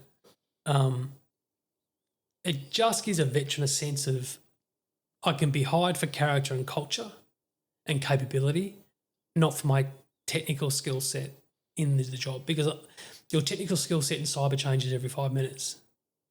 It's so fluid, and the cyber is so big as an industry. It's so domained or compartmentalised that it's really difficult to sort of say, I'm going to be the expert in one field. You need to bring all that capability across all those fields. So one of the managers at DXC, we were running this whole program with, came back and he said, I'm not hiring anybody else with veterans. I said, no, why is that? Because they get the fucking job done. They don't bitch about doing overtime. They don't bitch about this. They don't bitch about that. They just get in and do it. And they bring so much leadership. Like, they actually take control of the situation and they bring a result. They understand the risk landscape. They don't understand what that particular cyber risk is, how that's working in the environment and permeating across and breaching everything. That's for other forensic people to do. It's compartmentalised. But they understand the flow. They understand what the outcomes are and they can work with it. So it's been really, really, really good around how that works. So we built that degree on that, and that's how the degree works. And Yeah, that's sort of how that sort of kicked through. What was the catalyst for being 25 years jaded to flip the script and want to help out the army or the military space? I don't think it'll want to be. I think it was. I remember I rang up DVA one day. Somebody said, "I see how it works." Somebody said to me, "Have you got your white card?" And I said, "Yeah, I've got a white card." Oh, okay. Well, when did you get that off from DVA? I went, "What? Well, white card. It's a construction card. It's my safety card to go onto a site. We talk about white card." They said, "Oh, they haven't advertised it." Haven't advertised what? Your veterans card. I said, "Well, I'm not a veteran." "Yeah, you are." This is I'm talking about another mate of mine who was in the police force with me years ago. He said, "Yeah, you're a veteran. You're a military veteran, aren't you?" I said, "I've served in the military. I'm not a veteran." I said, a veteran to me is somebody who fought in a war or something like that. I never thought of myself as a veteran. I was lucky to escape the fucking joint. You know, I got out. I still had my sense that I didn't have any PTSD. I still had my health. I was fit. And I went into another career space. So I didn't count myself as a veteran. And anyway, so he said, "Ring up about a white card." And so I rang up DVA one day. Never spoke to DVA in my life since I got out in 94. So how many years that is? 30 years, something like that. I rang up DVA, got on to some lady. She's lovely. And I said, "Hey, just ringing about a white card." And she goes, "Who told you?" And I said, "Oh, one of my mates told me about it." "But what is it?" She goes, and she told me. She was very lovely. She said, "This is what it is. There's gold cards and white cards." I said, "What's a gold card?" She said, "That's when you're injured." And I said, "I was injured." I couldn't get a gold card. I said, "Okay, all right, who cares?" So I received this white card. Really concerning to me wasn't that. And mind you, this is not that long ago. So I'm not a kid. I'm a senior executive. I'm a professor. I'm got some street credibility about me. And I'm saying to her, "Why haven't you told anybody?" And she said, "We're not allowed to tell anybody that this is available." And that's, I think, the turning point. I said, "How fucking ridiculous." I said, "I'm sorry, my French. How fucking ridiculous. You have a service that's available to the veteran community and you're not telling them because of what? What? You know, on what world is that okay?" So all the guys I serve with, if they're not connected to the military space still, they won't know about this or didn't know about this. And I said, "Well, okay, well that's concerning." And then when I got started kind of peeling the scab back on this sort of stuff, I got in contact with Soldier On. This is a few years ago when Soldier On was Soldier On, before its turmoil. And a guy in there started to give me some perspective around the world of ESOs. And I've never been one to be in the RSL, never been one to be non-profit. To me, non-profit's dead unless you're a Queensland RSL who make profit, about 100 million every year in their houses. And they should be, because it's revolving cash, right? If you're not making them, if you're in a business, if you're in a non-profit, you've probably got a 2-year life expectancy, then you're dead. Doesn't matter how much money the government's giving you today. Have a look at Townsville Oasis Centre, just got killed. The ESO's got smashed 2 years ago. Government said, "No more." No, because the government can turn it off. And if you're a non-profit, what are you relying upon? Service delivery. That's paid by the government to you so you can do the service. You're not relying upon business continuity. You're not relying upon business business revenue. You're not generating revenue. You're not paying because you don't pay taxes. Non-profit, no tax. So you're not generating a revenue so you can operate independently. Because if you're operating independently, they're the ones government will fund because they can see that you're actually driving outcomes on your own bat. And I've said to them, you need to be a business because you have, yes, you pay tax, whoop-de-doo, but you also got the capacity to make money and lose money, and you need to play that financial world. If you're not, there's no value in your head on your marketing. You don't understand. And that's coming from, I guess, the DXE space, which is really heavy on making profit. Like you have to make money. Even though you might be a CISO in cyber or whatever, or an exec in cyber, you still have to make money. You still need to sell stuff, right? So you very, very quickly learn that no money means redundancies, means out of contract, means no money, means you're out of job. So in that whole cycle of that space, I guess, and I looked at it and I said, well, what are the guys doing? What are guys, guys, what are they doing now when they get out? They've got nothing. I said, that can't be right. It's just 2020. I mean, you can't just have nothing. What is the government giving them or what support are they giving them? And they said, they're giving these programs. And I said, great, this shit. And at the time, I think Queensland government said, "Oh, we'll give you Cert 4 in cyber." We don't fucking recognise Cert 4 in cyber. It's a pathway, yeah, but you're spending $10,000 of my government money on my taxes, or you're paying for it yourself, 10 grand for a Cert 4. You're spending a year in TAFE, and you're coming out and you have no clue of what to do. I can't hire you. And one guy came to me and he was just about to finish that Cert 4, and he came to us at Solve Transition when we just launched, and he said, "I'm doing my Cert 4," and I said, "Cool, where are you up with it?" He said, "I got 2-3 months to go." I said, "Finish it. Just go and finish it and then come back to me." Well, he finished it. He got a job in cyber, and he very quickly realised that he's not prepared. They hadn't prepared him for it. And then he came in and we put him through our training program, walked out with a nice job, security advisor for Department of Transport in Queensland. Ex-section commander. That just tells you where you can go if you have the right direction, support. But I found that overwhelmingly there's a lot of smoke and mirrors around the ESO space, and there's a lot of smoke and mirrors around what is actually actionable and what is actually providing real benefit to real people. And there's so much, as you've seen, there's this opportunity that's been taken advantage of by, you might say, unscrupulous organisations that have taken the piss to the detriment of the veteran, not to the detriment of their cash flow or to the detriment of DVA. Nobody really gives a rat's, but it's detriment to the person. And we're losing people because they can't get their head around how they're supported, how they're operated. Now, when you come out, you're not owed anything. Let me get that straight. So I can't care how many, you might be SASR, I don't give a rat's ass, and you've done stuff.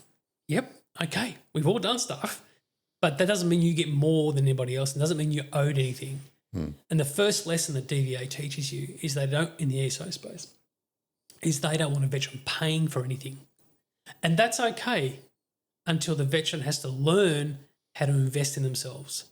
So invest in education, invest in training. There's no point. And we've had guys on, girls on, particularly girls, have come into our program and have said, yep, and they're halfway down their course and they go, "Oh, I didn't pay for this, the department paid for this, so I'm not really interested anymore." They're not invested. Whereas if you paid for it, you're going to see it through. But there's an investment challenge in the logic of veterans that you aren't owed anything. There are programs that you can go and do. You need to invest in yourself because that revolves around your attitude and how you don't want to waste money because you don't have it, and you don't want to be doing stuff that's not valid.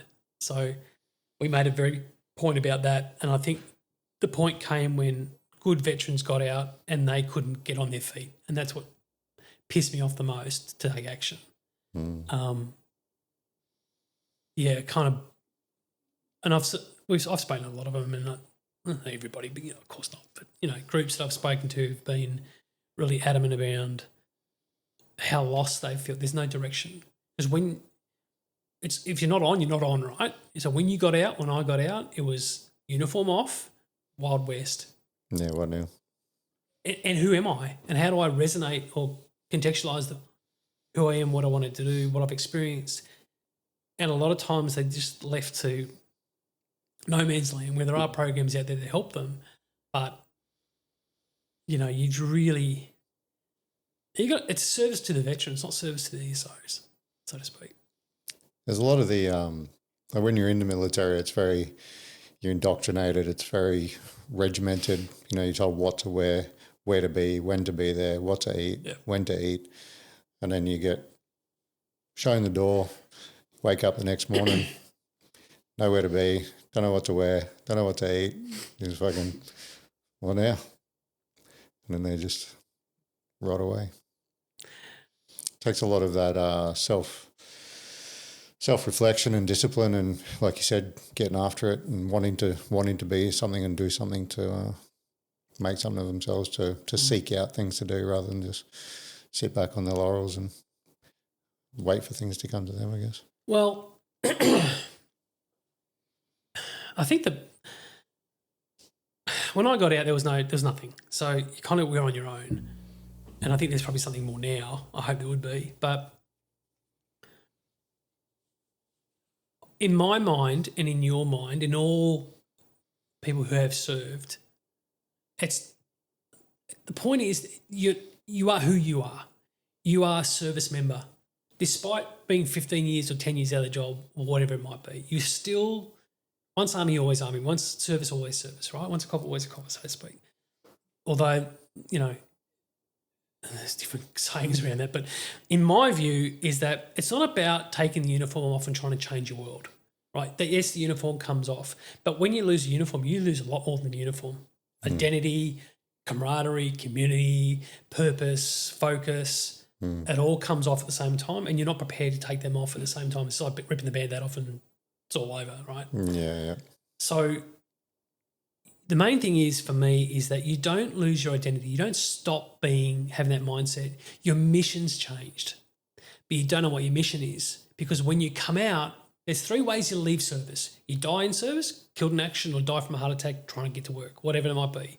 You leave because you want to leave on your own terms, or you get told to leave on whatever terms, discharge, medical, disciplinary, whatever, right? So you're going to leave. I don't care if you've been there fucking 50 years, General, you are going to leave. And you're going to fall in the same shithole as everybody else unless you've got a transition plan. The problem with a transition out plan is you need a transition in plan to have a transition out plan that's effective. Yeah. So we had a guy come to us, really interesting for the degree stuff, right? He said, I've been accepted into the military. I've been accepted into cyber. I want to do my degree. I'm waiting to start. I want to start my degree, this degree we've been speaking about, in cyber, because in 6 years I'm out and I will have nothing.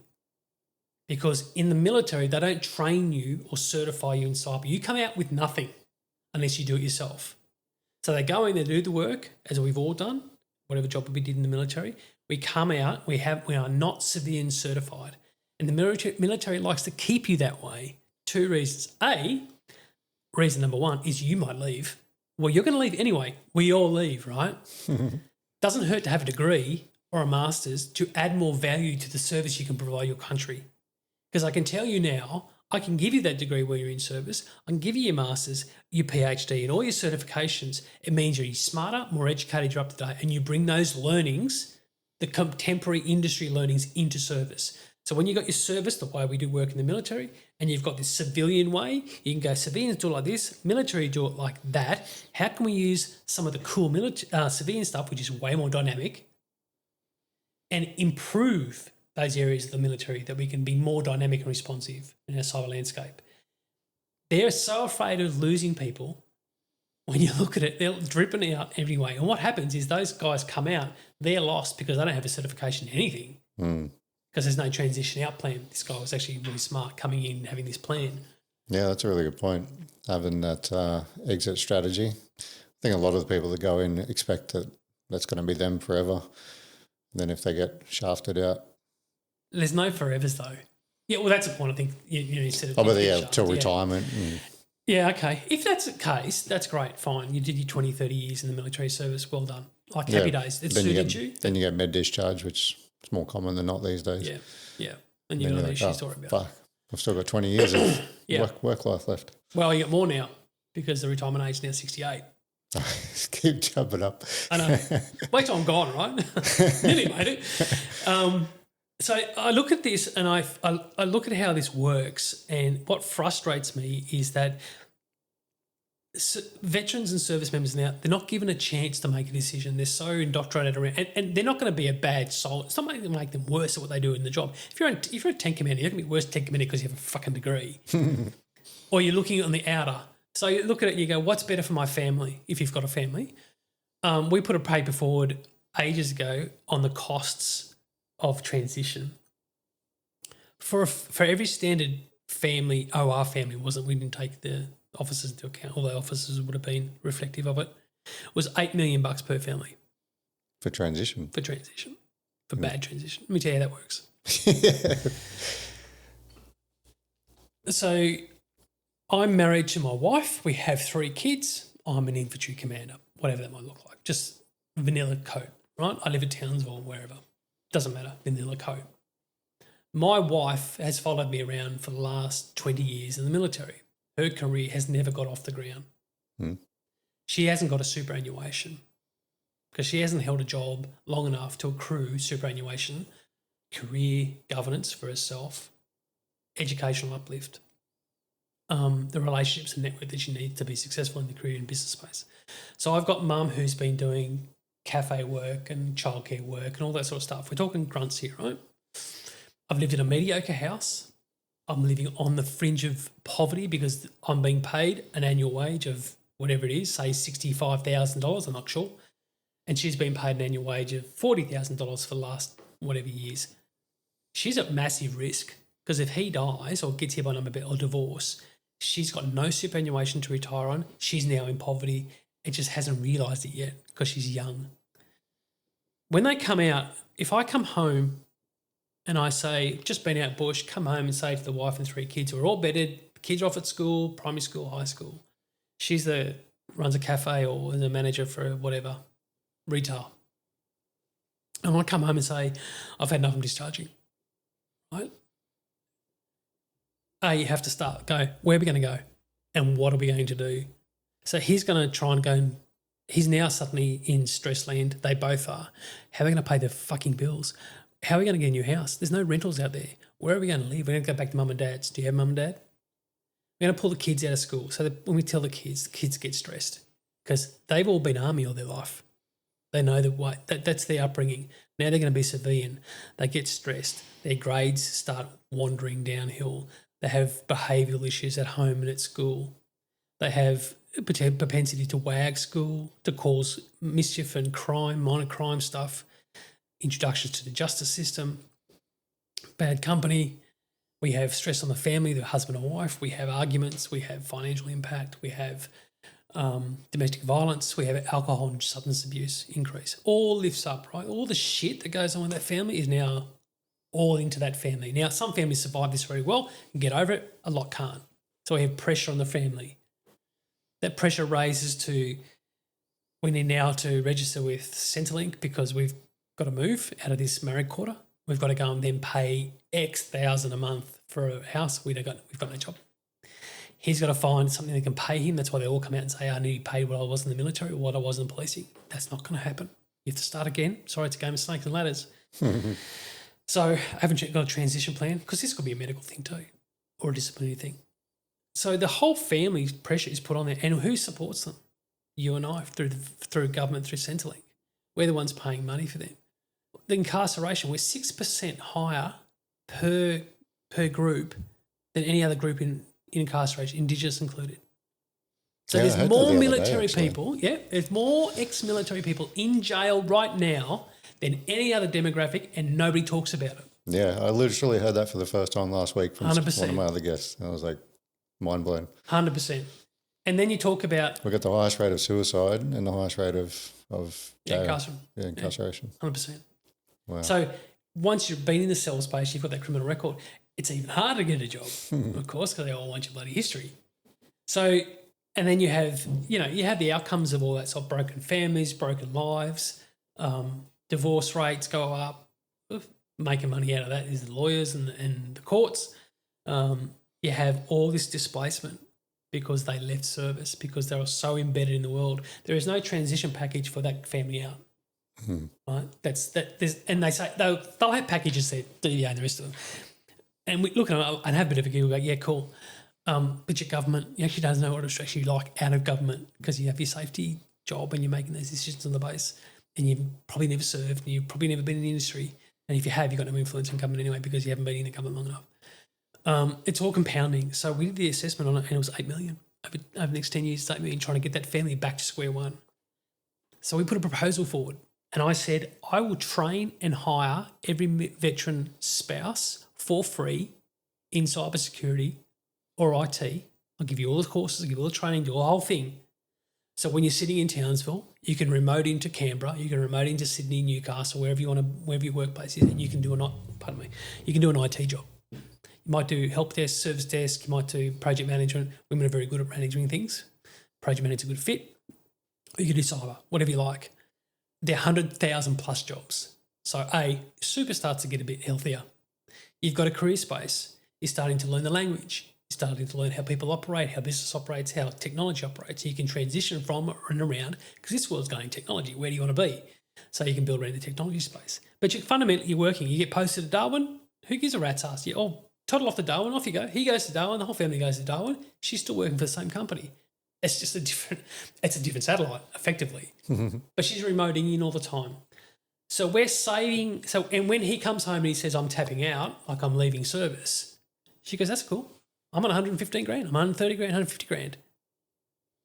We can afford to pay the transition. We can afford to take the kids out of our comfortable school and pay for a nice house renting, or we've owned a house, given time.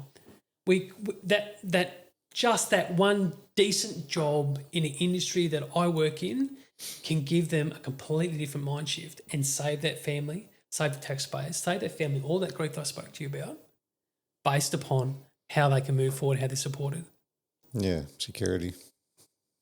Why are we not doing this? Who's going to front it up, I guess, front up the cash? What's it cost? Think about it for a second. A security certification, an IT certification is about anywhere from $500 to, I won't go into C and stuff, but say $4,000. What's the return on investment on that?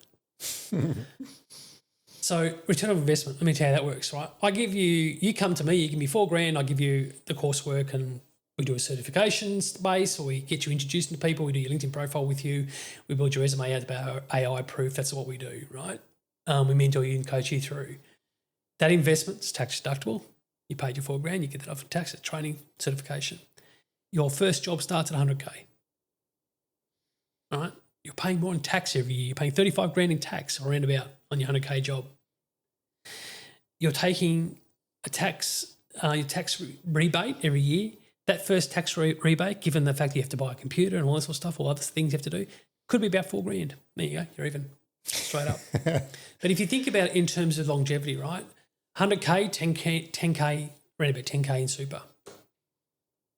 Every year compounded over the next 20 years, right? That's just on the 100K wage space. Just that $4,000 or $5,000 that's invested into you today ends up being hundreds of thousands of dollars in the future. And the reason why I say that is you think about this for a degree space. If I go to school and do a 3-year degree, and I'm going to school to do the degree, and I'm doing this degree.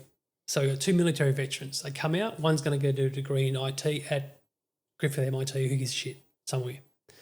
The other guy goes, I'm going to do this degree with cyber with the University of Southern Queensland. They're working, they're not. They're on $100,000. In the 3-year term that takes that guy to do his degree, we are up to we're up to $100,000 a year, $300,000 of wage and income. He's still at university. So a minimum wage at mum and dad's place or whatever. Plus at least $30,000 in super. Plus industry recognition, community engagement, career path, etc. This guy's just starting. By the time this guy's looking for the next step up, the next management position, the team lead, whatever, this guy's just getting to the workplace and he's $300,000 behind. You'll never catch up because I'm on 150 grand at the 3-year mark. He's on 100 grand, 150, 100, 150, 100. You never catch up, ever catch up. And it could be that $4,000, $5,000 price. And CTAS funding pays for that. So the government still pays for it. You don't actually pay for it when you're coming out. CTAS funding pays for it. But you need to have that education around what I can do to make this happen for me because nobody's telling you. And they have, and I do get, it comes out because I get frustrated with this stuff. But I look at it and go, you just spent $100 million on a company that is supposed to provide you with this advice. But none of them have done the job. They're all civilians, have never transitioned, aren't in senior leadership roles in corporations, have never experienced a transition nightmare, can't share the story, aren't up to speed, but they've been paid $100 million a year to do it. What's wrong with this world? Are you talking to, you said you did that study to find out the costs and stuff. Are you talking to mill spouses and stuff? We did it. We launched at I think it was a Women in Defence conference 2 years ago where we presented it. Hasn't gone anywhere since then, and that's okay. We looked at it and went, it's achievable. Even if somebody else took this and ran with it, said, I like that concept, want to take that, want to go and build a business or influence government, knock yourself out. I don't care. It's not my IP. Well, he's kind of, but it was my idea, but it's not my IP. That degree I spoke to you about, we haven't IP'd that. That's open source. Any university can do this degree. Any university in the world can do this degree. It's open source. Why IP something that's going to help a veteran?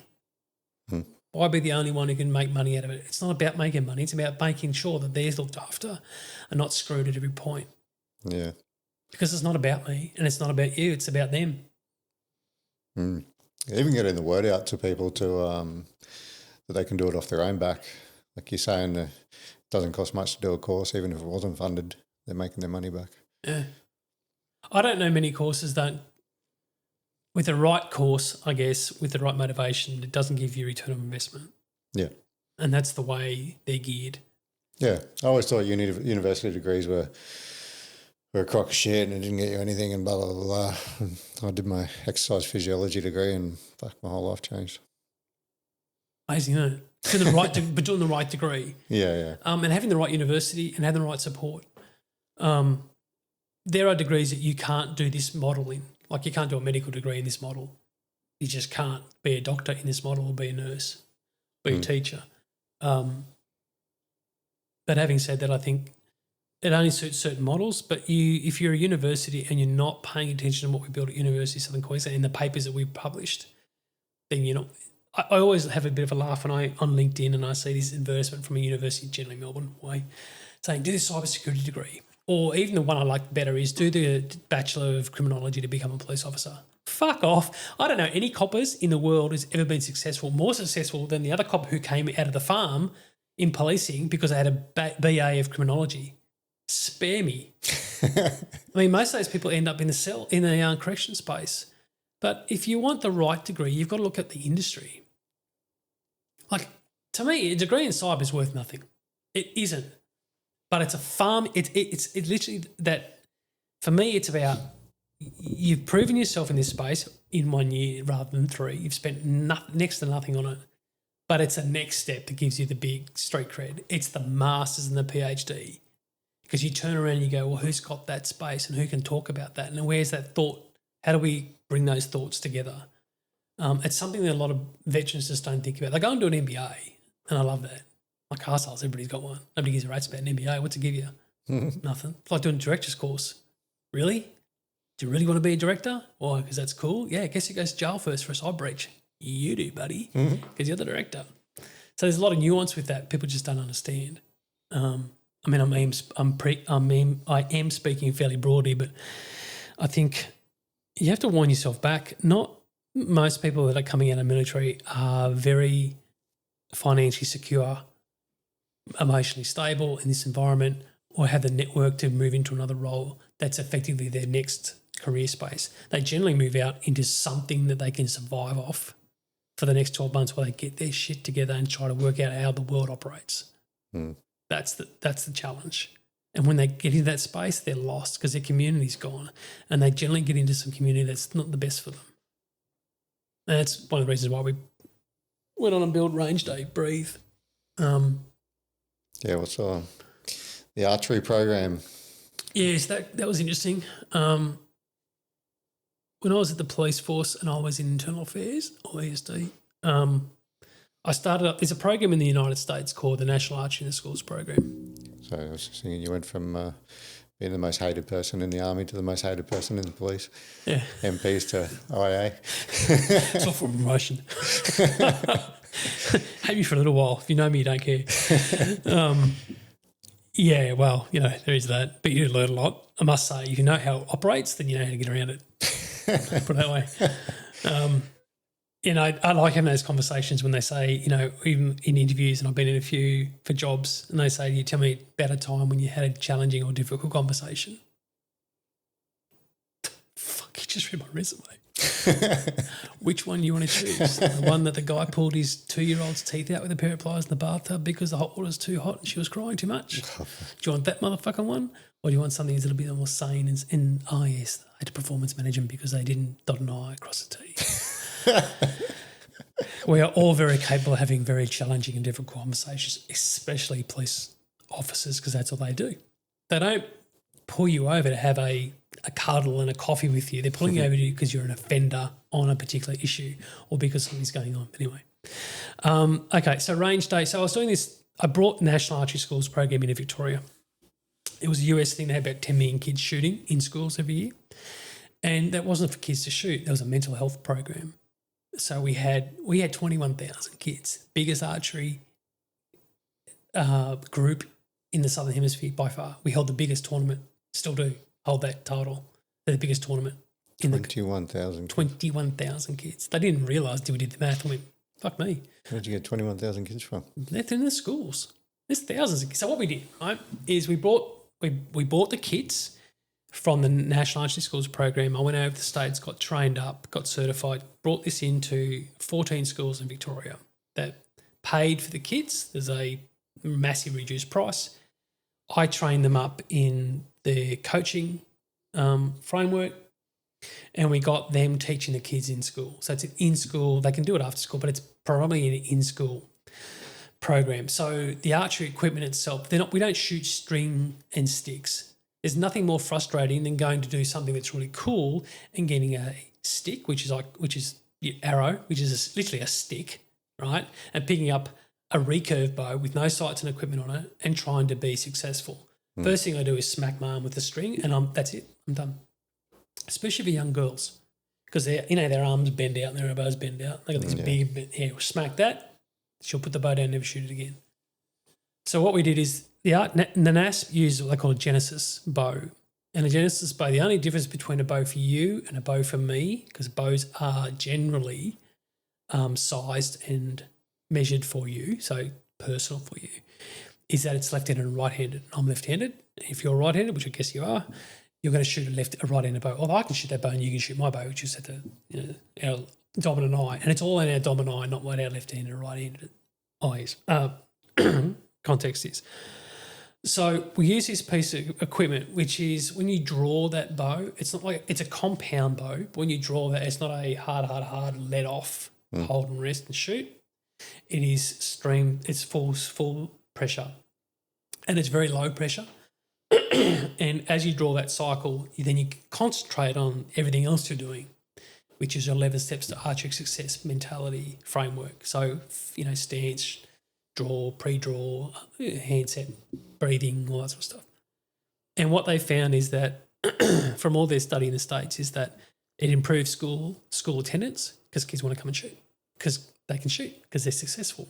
Why are they successful? Because they have a framework and a methodology that if they follow, like doing the study, doing the exam, being successful, doing the 11 steps to archery success, being a good student, shooting on the range, and doing focusing on your breathing, you're successful. It's instant response. So it's not a protracted time before you get a result. You shoot, result, shoot, result, shoot, result, shoot, result, aim off or adjust. So what we found is that we have kids, and I was there for 3 years in the States doing this, on time off, time on. We had kids, blind kids shooting, deaf kids, all sorts of disabilities, ADHD, complete, those kids that sit in those wheelchairs that are pretty much strapped in. And when they come out, they've got muscle dystrophy, I think it's called, when they really can't put a bow on their head. Put a damn bow on their head. It's like a stabiliser. Because they're completely like, what is this thing? I'm focused on it. Fat kids, skinny kids, athletic kids, the whole bit. No race, no gender. Any kid, I can shoot, and I've been shooting for more than 20 years. Any kid can come up within an hour's of instruction can equal me in shooting if they've got the right technique. Really? So they can compete. So the athletic kid can compete equally on the same playing field as the young lady, the girl, the child, the 10-year-old. And she's as good as he is, even though he thinks he's better, right? What we found is that it's an equaliser across the deck. So by starting with an equaliser, you start everybody on the same path. Now, we've got adaptive athletes, of course. We've got people with no arms, no legs, no eyes, all that sort of stuff. So it's adaptable for those who are injured in military service and the like. And it is a process of breathing. So what we did is, for that National Archery Schools program, we built that program up. We shot it. We did it for a couple of years. And that's when I left policing. We handed over to a non-profit, no money, who let the whole program die. But at the peak, we had, I can't remember, 1,000 kids. I think it was about 4,000 kids shooting in the event. We held it indoor at a big indoor soccer centre down in Melbourne somewhere. It was massive. We had hundreds of, I think we had about 180 targets along the wall. Everything was at AstroTurf. Looked just cool as shit. And we had all these young kids from primary school, we had a couple of high schools, would come in so excited. You can imagine the noise. And then the whistle blast and all the teachers would command them and they would do this stuff. And they go through and they shoot and we score them out. And each section will get a score. And they'd all get, if you didn't compete and you didn't score, your reward is participation. Your reward isn't everybody gets a Guernsey or a medal. That shit wasn't going in those days. So the competitiveness of these kids to try and do better, not necessarily the next kid, but the next score. So it didn't become personal about I'm going to beat Jimmy over there. It's I need to try and win. I'm good at this. I can try. I might win this contest. I might win this tournament. I might be better than I think I want to push for that. I want to drive that ambition. And these kids, their scores went up, their attendance went up. We had an Indigenous school as well. I can't remember the name of it. Western Melbourne somewhere. Wollongabellum. And the guy running Wollongabellum said he's never had his kids come to school equally over the year. He said all his kids came to school that year. Only Indigenous school in the world to do that. So nobody went on walkabout and went off claiming something else. They all sat there and shot because they wanted to. How often were they shooting? Some classes will run every lunchtime or over lunch. So every day, once a week. And if you performed, so use it as a carrot, right? If you performed in your schooling and you went from a C to a D, little Johnny who's got bad issues, then guess what? You can now start shooting. So he would take his homework home and start doing his study so he can come back. Can I shoot today? Yep. How do I feel about that? I feel better about that. I feel really good. Oh, what's something I want to do? Instant result. So the equipment's very, very, we use the bow, we use one arrow across the deck, an 1820 Eastern aluminium or carbon shaft. Went to carbon, went back to aluminium. Aluminium's, not that there's less risks. Carbon can splinter, not these arrows splinter though. But in the bows that I shoot at 300 feet per second, they can splinter if they hit something they shouldn't. So we wiped it out. The points, the way that the point on the end of the arrow is designed, it doesn't hurt your gym floor at all. It's all range practice for you and I, right? Stuff we did in Kapuka, stuff we did if you're doing combat-related area where you have a 10-metre range and you have your wading line, then you have your bows, and then you have your shooting line with your arrows and your quivers, and then you have your target. There's another line coming off my head. Another line, and then you come up. It's all whistle command, word whistle association. So get bow. So you're all sitting down behind the waiting line. Nobody, it's very regulated. Nobody's allowed to move. It's the second safest sport in the world and second safest sport. They've had an injury. Millions of kids every year shoot this thing in the States. So what we did is we adopted this whole setup and process, and we built it into the range day program. But we incorporated a whole different breathing methodology. So what we did is we went over to Morel Targets, they're the largest archery target company in the world, and mates of mine, and as is with all other manufacturers over there. So we just went out and said, hey guys, here's a business case. What do you reckon? Want to do it for veterans? So they said, oh God, yeah, this is going to blow up in America. I said, let's just do it in Australia where we can actually control before everybody takes it on to the world. So what we did is we built this program and we use the similar bow, same company, Matthews Genesis. Matthews makes the premium bow. I won't say that because Hoyt will kill me. And so Expedition, the rest of the guys. But they make one of the premium line bows. They're very top grade stuff comes out of that company, and Matt McPherson does a fantastic job of engineering those things. But equally, this company's the only one who made this equipment. So it is a compound bow. So you do draw back and you get the hard and you get the release. The cam rolls over, right? It is still, though, a single cam bow, so it's only one cam and a wheel at the top, and most bows are dual cam, but Matthews went along the line of single cam for many years. They've gone to dual at the moment. Anyway, you use a release aid, which is like a trigger mechanism, hence finger trigger. Whatever you use in military, rifle, it's got a trigger mechanism, we learn to squeeze it. With the NAS stuff, you use your fingers. You're using a rest to rest the arrow on, which has to be tuned to the bow. You use a sight, which has to be a sight aligned to the bow. You use a peep sight, which is a peep in the string, and then it's like a peep sight on the old L1A1 where you've got that sort of thing, or we talk is, what is it, that? So you've got that peep alignment. So the bow is actually a bow you can take out and shoot a rabbit with if you're a hunter, for example, or you can shoot a target with on a range and consistently hit the target. Whereas in the NAS program, it's all aiming down the side of the arrow. So there's more mechanism in this. The reason why we use more mechanism is we're used to using more mechanism in the military. We're used to using integrated sights. We're used to using, trigger mechanisms. We're used to using those techniques and that equipment. We don't use crap equipment in the military, although that would be an argument point. So we built this whole program of using a bow that you can learn on, do it, experience, get all your draw length right, your poundage right, your sights right, learn to shoot properly, and then you can migrate into a piece of upgraded equipment. Call it that. If you're doing this on a program, how do you individualize the equipment to the participant? So when you come up to the stand, for example, so when you do the program, we go through all the safety stuff, all that basic, range practice safety, whistle commands, what this means, what that means. Everything's very familiar. We all go, yeah, we get it, right? Been there before, many years, policing this sort of stuff. Everybody knows how it works. And then we start you on the bow, and we start talking about what they're called, what the bits back of the bow, front of the bow, etc. How to operate it, what it's going to do. Pardon me.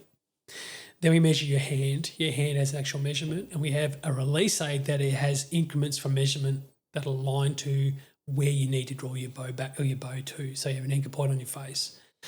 So that's all built into the system and built into the equipment.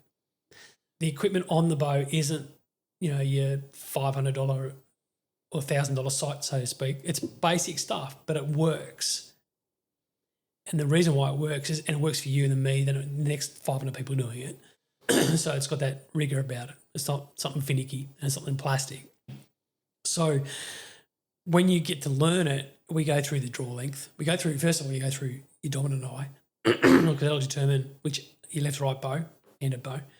And then we go through your draw length and your draw cycle, your draw length and weight, and we tune that up with you individually, because nobody just gets on the range and shoots. So we all go through that process.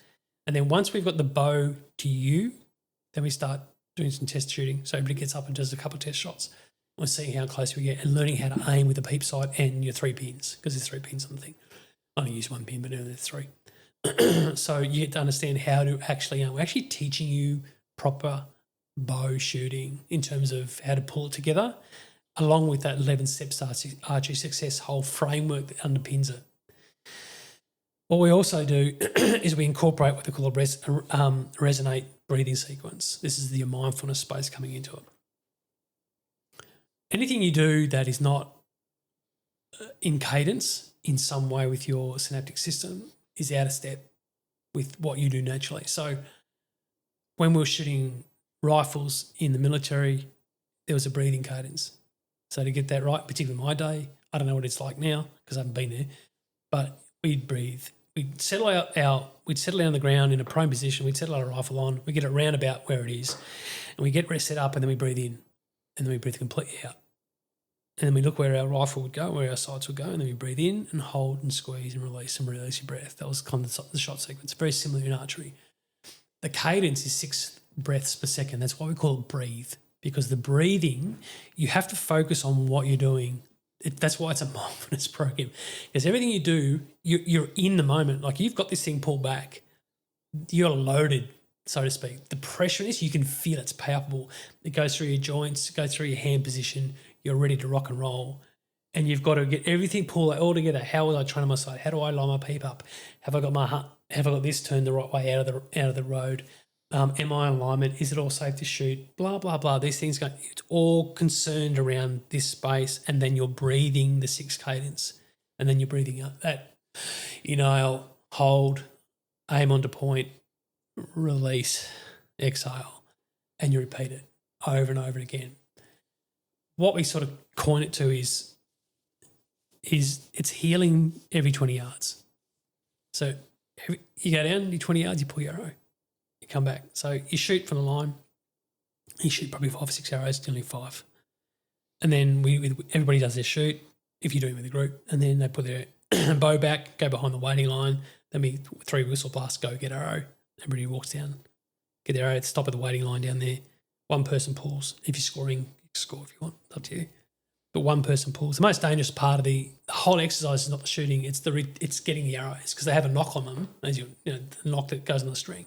That's like a sharp I've had in my thigh. That's a nasty injury. I'm not worried about the point.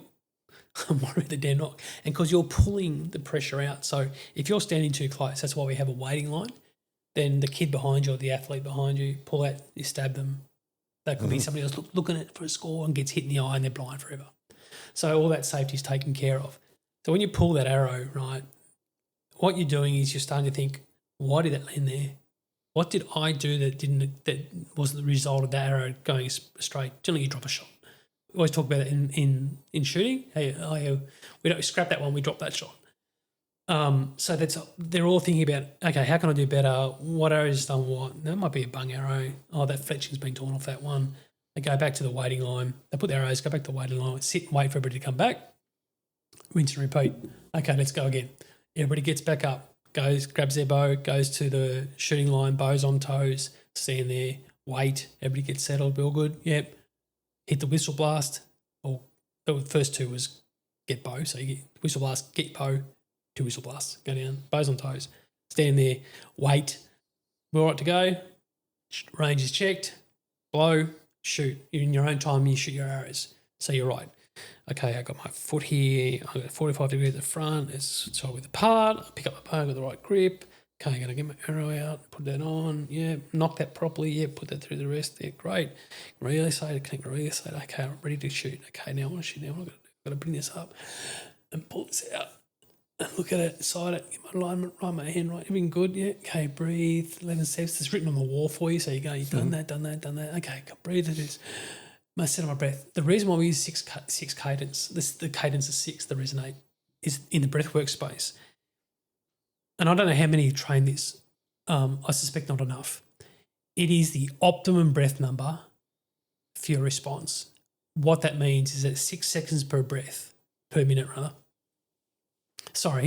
6 breaths per minute allows you to react and respond to flight or flight way more effective with a clear head because your brain is adequately oxygenated, your system's all in sync, it's a calm resonance, and you can go into a fight right then or you can flight.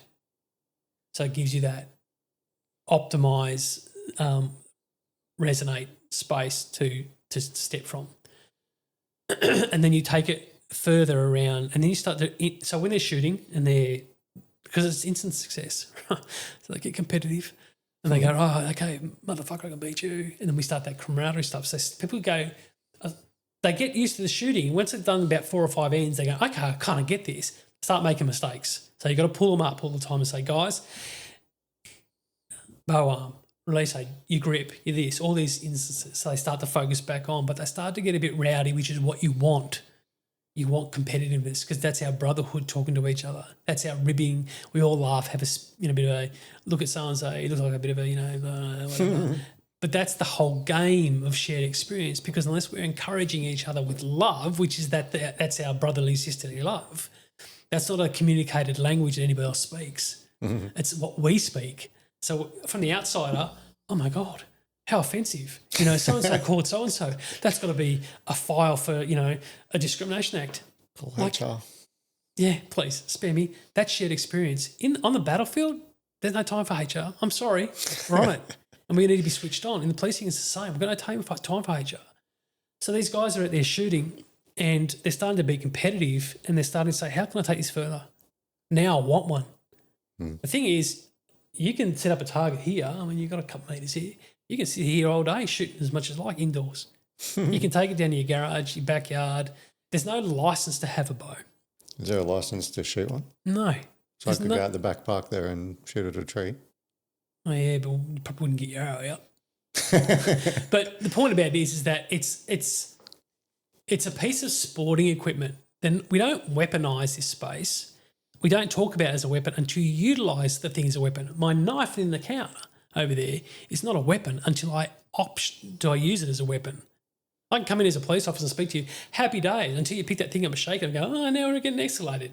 We're starting to escalate the issue here. You picked up something and you're optimising this as a weapon. You could be standing there cutting your meat up going, what? So when we talk about the bow hunting space, that's a place that you can go to. You can go to the feeder archery range and start competitive shooting. You can go to the 3D range and start doing what we call TAC challenge, which is if you go onto YouTube and look up the Total Archery Challenge. They have these big days where everybody comes in with all their kit and their gear. And this is another thing about it, is you are just shooting a bow today. But if this resonates with you, which it did with me, it's like, fuck, this is really cool. I really like this. How do I get into it? And I did my research and I got into it and I spent money and I got into it. There's a lot more other things, other equipment. There's chest rigs like we used to use in the military, bino rigs. I've got a chest rig that has my binoculars in there. I have a rangefinder. I have a wind checker because I use it for hunting sometimes. I have all sorts of bloody bits and pieces. And then I've got my quiver, whichever one. I've got one quiver that sits on the hip, which is from Kui, this company. And I've got rangefinder tools in it. I've got all my arrows in it. I've got bits and pieces, bits of equipment because we're so equipment orientated. Gear check, recheck stuff. And you harness it on and you go outside to a range, an unknown distance range. You use your rangefinder and your binos and you're starting to use all the stuff that you used and were trained to use in the military space and the policing space, the tools of the trade, right? It's gear. It's gear on. And veterans associate with gear. I don't know how to explain it. We love gear. And the cooler the gear and the more kind of tactical it looks, for us, it resonates more. So chest rigs the stuff from Marsupial and other companies, Marsupial is the one I use, I like them. Their stuff's really, really good, but it's, range green gear that I use just because it was. You have the coyote brown stuff. You can do it at camo, whatever. Veterans like that stuff. You have it in pink if you want for the ladies, if they like that stuff, which they do. Pink camo is all the rage. I remember going to, years ago when we were doing NASP, I went over there and I said to Morell's and I said to Matthews and I said to Bino's company, I can't remember who that was, have you got pink stuff? And they went, what are you talking about? I said, all the little girls shooting NASP, they're all wearing pink. Why are you not putting a pink bow out there? Next year, pink bow came out. Morell's built a pink target. The Bino company put pink on instead of their green. I can't remember who that was now. Anyway, so you had this kit that you kind of identify with that's useful, not just show. And it's like, hey, look at me, I've got the biggest binos. Nobody gives a shit, right? Then you're using that kit to optimize your shooting experience. So you shoot something, throw your bow back, put your binos on top of your top cam and rest it there and go, right, that's there, yeah, cool, whatever, and I shot there, you beat me, you bastard, you shot me there. Put your binos away, range it again, put your rangefinder up, yeah, cool, okay. Go and enjoy your shooting. And then the other areas, you're outside, you're at a large range, you're shooting foam animals or dinosaurs or whatever they produce on the day. It's extended distance with so it's going to be a challenge. It's not scored, although you can score it if you want to score it. But I'm hanging out with 6 of my mates or 6 people I don't know or mixed race, weeks, whatever, or I'm wheeling a guy because he wants to do it, so we're going in the wheelchair, we're all going to do it. We go out in that small section-sized team that we train with, but more importantly is that we're connected around a group that's from 4 to 6 people. Science says a group of 4 to 6 people is your optimum combat size section. I know we do 9. SEAL team doesn't do 9. Ask them why. If you're surrounded by like-minded people who are there to engage, uplift, give you a bit of a stir when needed, you might not, you might be. It just depends on the nature of who you are.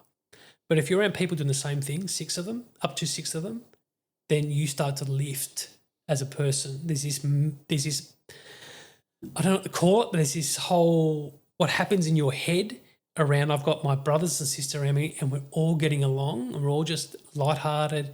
We're all doing the same activity that we like and we come from different, we've got a professor over here and we've got an engineer over here and we've got a ex-infantry guy just came out here and we've got a medic over here and we've got a school teacher over there, mixed races, mixed sexes, nobody gives a rat's ass. But that becomes your community for the day and you go and enjoy that community for the day. Now, what do? You spend 1 or 2 days walking the ranges, enjoying different people's company, getting to know people, building community. Somebody said to me one day, I can't remember who it was. I will remember one day. Somebody said to me, I'm sick to death of all these ESOs. There's no community. And that I said, well, okay, all right. And they said to me, I actually said, I'd love this archery community, this whole brotherhood, sisterhood of outdoors, this sort of community. And they said, well, it's not here. And I said, fuck it, I'll go and build it. Mm-hmm. We built it. Where is it? So the whole country. So we operate anywhere we have shooters, people interested, we'll go and shoot. So we bring. You do like an EOI and get people interested in them. Yeah, we've got an expression out at the moment, and that just goes through. So our Solve Transition webpage. There's I think it's in the bottom of the first page. There's an email area, and then you just shoot us an email saying, "Hey, you're interested in it," and we'll put you on a program. Your first part of the program is formal education, so you've got to go and get certified. So that's an online course. It costs about $40 US with our partners, USA Archery, would you believe? So they've got an online Cert 1 course or Level 1 course. That's a familiarisation about what you're actually getting in yourself, what a boat actually looks like, what a range actually looks like, that sort of stuff. So you go through that. That gives you certification, and we've got other certifications behind that to coaching levels up. So you can actually be a coach. We train everybody to be a coach because we want you to train the next guy. So you have that continuity of experience. So if you come in and you enjoy it, you say, hey, I want to do more of it. The first thing we say to you is come back to the next course and run it with us. Like you will shoot, you'll end up shooting because a lot of it is shooting and just refining that process and doing the walkbacks and getting that whole mindfulness space going, getting that focus. Apart from obviously getting you to shoot. Getting you to shoot's the chunky little bit, but once you're shooting, it's just tuning and tuning and tuning. So you do get to shoot, but you start to apply yourself into the support of others. So I'm here to teach you. Now you might be an archer, like I can come in as an archer and say nothing, and I can go, okay, this is not the best archery course in the world. Well, no, of course it's not. It's here to get people from nothing to something. We're not training you to be an Olympic archer. We're not a coach, difference between a training and a coach. So once you come in and you do the program, we want you to roll back in and do the program with us again. And then we will certify you, give you a kit, and you can go do this wherever you are. Now you can do this. So I'm out of Tamworth, right? Guess where I like to go? I'm going down the road, or I actually bring them to the farm. We just do it on the farm. And you come and experience. We'll get a group of 10 together, got 10 bows, got more kits and targets. You can do that. We have a barbecue, have some fun, do an afternoon shoot, do it for 2 days. Or you can go down. We got agreement with University of Southern Queensland. Go to the University of Southern Queensland, go to the indoor gym. We run an indoor gym space. So no different. We have a safety curtain. We have the targets. We have all the equipment we got from the States. And we go out and shoot indoors or in a field. We actually prefer indoors, especially in Queensland when it's too hot. And then once we've got enough people that have gone off and we've got enough equipment, because what we want to do is have these tack days where we can go, right, after the rut, and most of our community is finished, especially in my area, chasing deer in the place, and it's a lot safer in terms of the rifle shooters, because I live on an end of a state forest up in Nundle and they shoot the crap out of it. For example, we would want to get everybody together and say, right, come out and shoot a day or a weekend with us. We'll put spits on, all that sort of stuff, have a good time, come out, enjoy the camaraderie, bring your bow if you've got one. If you don't have one, you need to let us know and we'll pull together all our kit bows and you can use what you've been trained on. And you can go around and experience it, what it's like. It's optimised when you have your own kit. But then again, you might come and say, hey, I got my 15-year-old here. We want to do a pre-course with him. Okay, we'll do a pre-course with him, get him shooting, and then he can be qualified for the shoot later on. This is we've got the mini ones, the little ones, so we use some of the NASP equipment as well. So we can take anybody from, I think it's about 7 or 8. I think it's 8. 8 and upwards, male or female, disabled and not disabled. So if you know, you've got to have a look at what the National Archery Schools program does and how it accommodates. We use all that kit. So not just the bows we got a camo. I think I asked for black, to tell you the truth. But anyway, Shana from Morel sent me camo bows. Okay, they look pretty cool. Fine, happy days. The next kit will be all coloured and different. The goal here is to give you a life skill, a mindfulness program, an activity, a brotherhood and a sisterhood that you can take forward as you see fit. And if you want to go and start an archery club, you go and start an archery club. We'll support you on that. If you just want to shoot on the weekends, happy days. If you want to come and do some tack shooting with us, happy days. It's whatever you want to do. If you want to use baseline equipment, if you want to convert back to a recurve bow, or you want to go Olympic style shooting, happy days. Like, knock yourself out. The goal is to get you there, not to judge you on how you got there or where you ended up. Like, if you love shooting, you love it. The beautiful thing about it, it's quiet. It's no noise at all. It's peaceful. It's very much about your breath and your mindfulness, your place of peace. It's the second lowest, the lowest injury rate for sport ever is table tennis. The second one is archery. Would you believe? Most people go, it's a shooting sport. We can't do this in schools. That's what we started with down in Victoria. 90% of the schools that we approached said, screw that. This is archery. It's the second safest sport in the world. We've got the stats. Nobody's been injured in this sport other than stupidity, like, not paying attention and whip around and whacking an arrow into somebody's thigh or something stupid like that. But there's all protocols put in place in the range practice. So Range Day Breathe is at the EOI space. There's a grant space coming up with DVA that we're about to partnership with an ESO to roll that out. If we can roll that out, it'll go. We're also talking to PHNs, the primary health networks, because they fund mental health programs for men. So we're talking to those guys in different regions. And if anybody's interested in picking this up and going, hey, I want to run my own space here, I want to run it for Narrabri, for example, outback Queensland, I need to come and get trained and get a kit and get certified. And so we run it for veterans, but we also do it for men's groups because that's a targeted area for mental health. But when we do run the TAC days, we'll be running it only for veterans. And the reason why that is that there's a bigger need for that, and that group knows how to operate, and then we'll branch out. Yeah. Because there's always concern of how big these sorts of things can go. Like, you can over-capitalise and just go, we can't keep up with it. And then it dilutes and then it washes out. But the other thing is it's for profit. This is not a, non-for-profit space. And the reason why is, I said before, if it's not for profit, it's not going to work. Why? Because it's not sustainable. How do you, if I'm not for profit, how do I guarantee 3 to 5 years of sustainability if I'm not relying upon your money? 100%, right? So we do have fees for this. Veterans are no different to the civilian space. They're a little bit cheap, of course. There are fees for it. It's not much, I can tell you that. But there has to be fees in it because we have to repair kit. We have to travel. We have to put these things on. Again, if you're not investing in yourself, what's the point? When we go for the grant space, if we get grants for this, then we can't charge a fee for that, and that's fine. We'll pay for that. We'll give it for free, but it means we can buy more equipment. It means we can train more people, and we can recycle people back into that volunteer market. So yeah, that's about it. Have you done one yet? No, we're just about to. We're going to do one in November. Your weather went crap here in October, so we had to sort of freeze on that. We're waiting for February for our first one in Queensland. Okay. So it will be at the University of Southern Queensland inside, because February's still a bit narky. Springfield Lakes, yeah. We might run up one at Toowoomba as well. It depends on the interest is.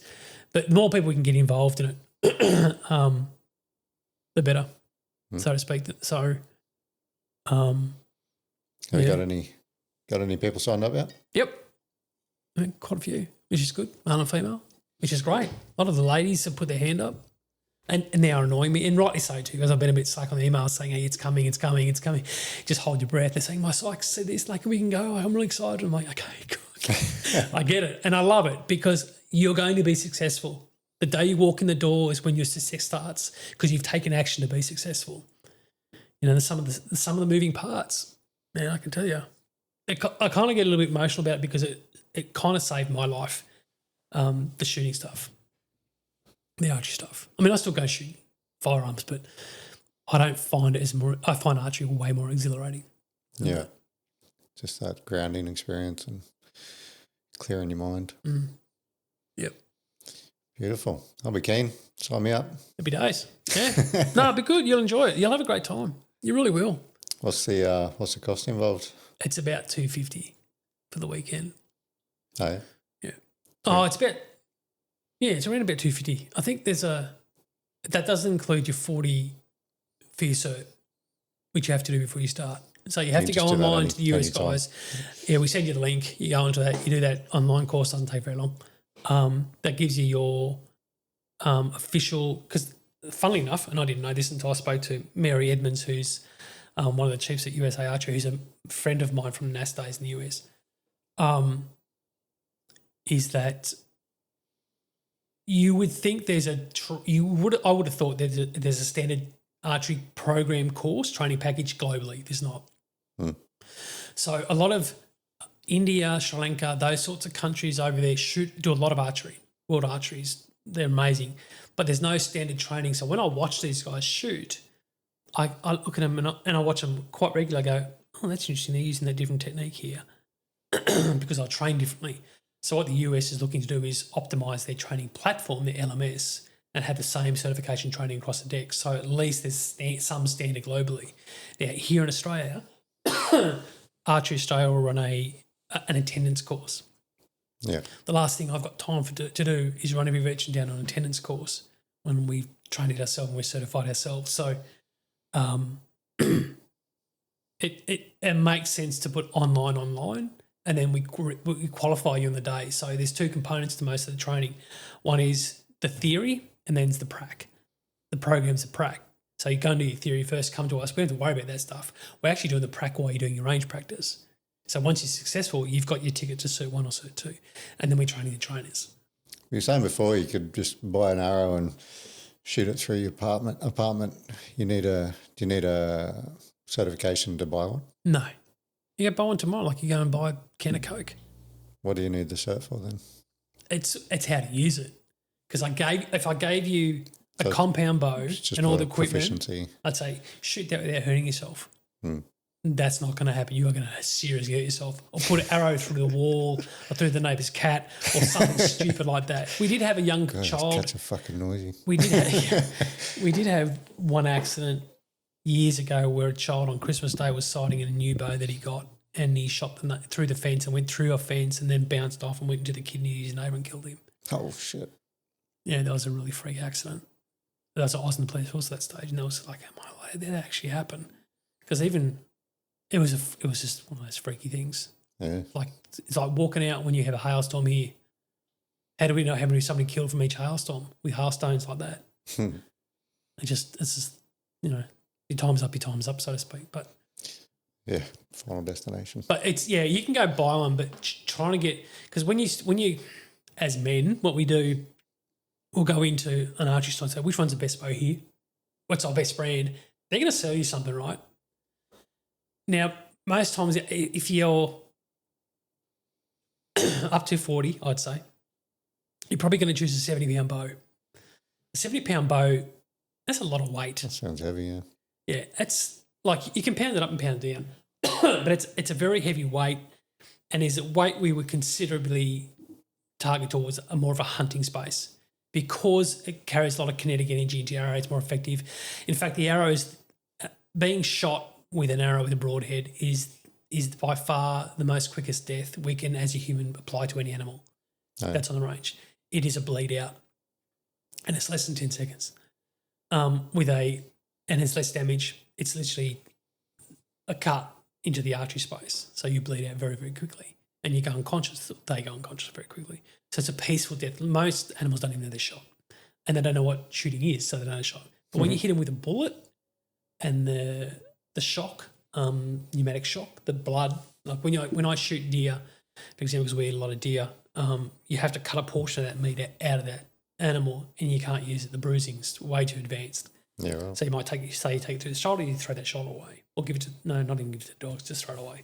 But everything else you use with an arrow, it's surgical, really surgical. So there's a lot to it. It's not just picking up a bow and shooting. There's draw weights, there's draw cycles, there's let offs, there's tuning, there's paper tuning, there's walkback tuning, there's third axis on the sights, second axis on the sights. It is a science. It's not just a stick and a piece of string. That can be good too, eh? Like having something that you need to learn about and invest yourself into to do it professionally. Yeah, you do, and you do. You really do, and you got to practice and put it together. When I was shooting, I guess most, and I was competing, I think, you would get yourself to a point where it was so meticulous. You were just little scientists with your nerd glasses on, going, "Oh, I'm just going to tweak this little thing. I'm just going to tweak that." Yeah. But when you sort of relax off it and you get to shooting in the backyard, you go, "Okay, I get it." But once you get the kit to your spec and to you, because I'm left-handed, I can't shoot a effective 70-pound bow anymore. I'm too old. I'll say that openly. And I've got a shoulder injury that I need to be mindful of. So I shoot about 65, 60 pound. Oh yeah, so you can adjust based off your capability. So widen it down, injury. widen up. Guys like Cameron Haynes shoot an 80-pound bow. I don't think he can draw. I couldn't draw at my age an 80-pound bow. He also carries fucking 70-pound rocks up hills. Yeah, no, right. A bit of a legend. Just wondering about his arthritis when he slows down, he won't be able to move. I know Rogan talks about he's got a range in his studio, and he says to stay proficient, he shoots every day. Yeah, but for Joe, it's mindfulness as well. Joe likes to shoot for the headspace. Joe's proficient because he shoots for the headspace. Joe can clear his head and move forward. When I shoot, for example, I'm the same. I'll go down. If I have a stressful day at work, I'll go to the backyard because I've got a big backyard, for example. Already have a range down there. I'll just go into the shed, grab my bow, because it doesn't have to be locked away in a safe, and the rules and regulations are just hanging up in the wardrobe in the shed. I'll just go grab my bow, grab my bloody harness and my quiver, and I'll walk down the back, and I might shoot 12 arrows, and I am done because I'm like, that's what I needed, and I'll go back to work, quite literally. But if I'm having a really hard day, and people died on my shift and stuff like that, I would shoot for an hour just to get through it. But that's a place of peace. And there's a video on YouTube called A Place of Peace. That is a story about a special operator in the US and how he picked up the bow and what it did for him. It goes into hunting at the 10-minute mark. I don't mind that because I'm a hunter. But if you're not a hunter and it doesn't grind with you, if that's not your space, don't bitch about it. Get over yourself. Other people do. It's a way of life. It's how you got here for a start. But fundamentally, you don't have to accept everything for everything, except what the pieces that you like out of the program or the pieces you like out of the activity, and take that forward. And I see the biggest benefit I think I see for those people who have been in that combat space and coming out of it. Not only that it's quiet and it resonates, but if you're injured, like the amount of equipment that we have for our, what we call adaptive athletes space to shoot a bow, like shooting with their feet and shooting with their mouth release and all that sort of stuff, they are equally as competitive as the guy standing next to it fully bodied. I can tell you right now. They're scary how good they are because they focus on that stuff and they move that forward. But, look, that's the program, I think, in a nutshell. It's got some ground. It's the first one in the world. We're the first ones in the world to do this. If it resonates with people, then and you go off and become an archer and it helps you in your life and you find that a value add, that's a good thing. Awesome. Like that helps you. And if you build community out of that, there's other mates that you want to go and shoot with and enjoy their company, people you didn't know before, young and old, able, disabled, even better. Like, you can't just not here to. I mean, I looked at it and I did have this conversation before, and I said, if you sit me down and put fucking macrame in front of me, or glazing, or bloody cooking, or singing Kumbaya, I come from a combat regiment. I come from 15 or 13 years in the police force. Not one day was not a day that I had to think about flight or flight. So don't sit there and tell me that playing chess or doing jigsaw puzzles is going to help my mind. My mind's way too advanced for that shit. Right? I'll literally wrestle you to the ground just to get some excitement in my day, right? We don't resonate with that stuff. No, we're not. About that that's not our baby. That's not our thing. That's not what we do. It's not what we're trained for. It's not our mission. Yeah, the whole clinical white coat sort of stuff and treating fucking hard charging 25-year-old fucking combat veterans as the same way you treat 16-year-old girls that have been sexually assaulted or whatever. Like courses for courses, right? Know your audience. I think we're coming to that space where it's been accepted, where 10 years ago you'd be having this argument about, it's a shooting sport. Yeah. Oh, we can't do that. Like we've had companies, we've had in corporations saying, hey, can we do this for Christmas? Because they know how safe it is. And they go, can we do this for Christmas as a Christmas thing? Yeah, 100%. Never had an injury in it, never, and never will, because it's regulated. We regulated the training. You don't just put 5 people out in the middle of a paddock and go and shoot your life away. And people, yeah, I know, right? But anyway. Nice. No, that sounds good. Looking forward to it. I've actually been fucking really keen to get in touch with you. I just never really pull the trigger. Yeah, pull the trigger. Yeah, I find a lot of the It's funny you say that because I've had a lot of women over my time just grab me beside when I'm doing a shoot or I'm doing stuff, and they say, "Hey, how do I learn to become an archer? Or how do I learn to do fly fishing, which I love as well? Or how do I learn to hunt?" And shoot my own deer and cook my own meals and be sustainable. How do I do this? There is not a program in the country that I can think of I can push you to. Yeah, well, that's it. If I want to learn how to shoot, I'll go down to Brisbane City fucking rifle club or pistol club. Yeah. Where do you go for archery?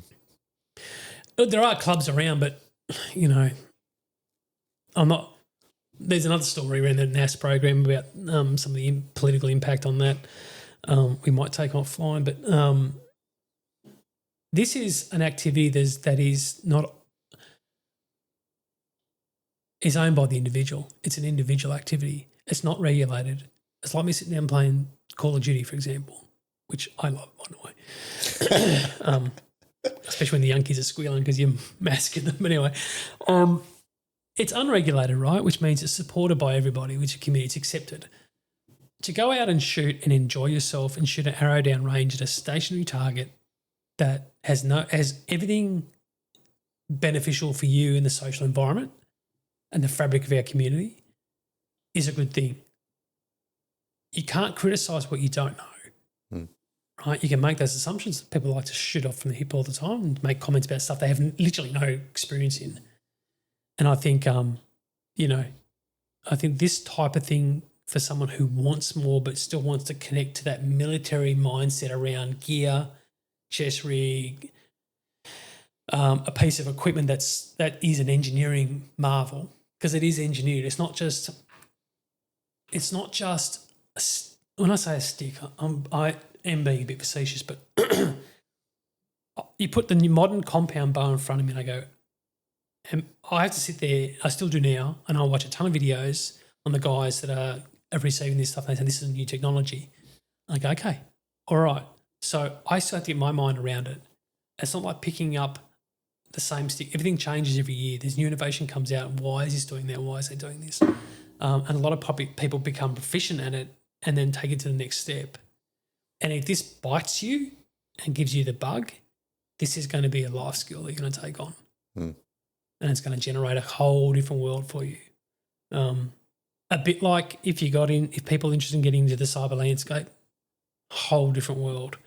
Like it's not something if you come out and you have that mindset of mission, that the whole I want to do more, I want to protect, do not think cyber is technology. It's not, it's business risk.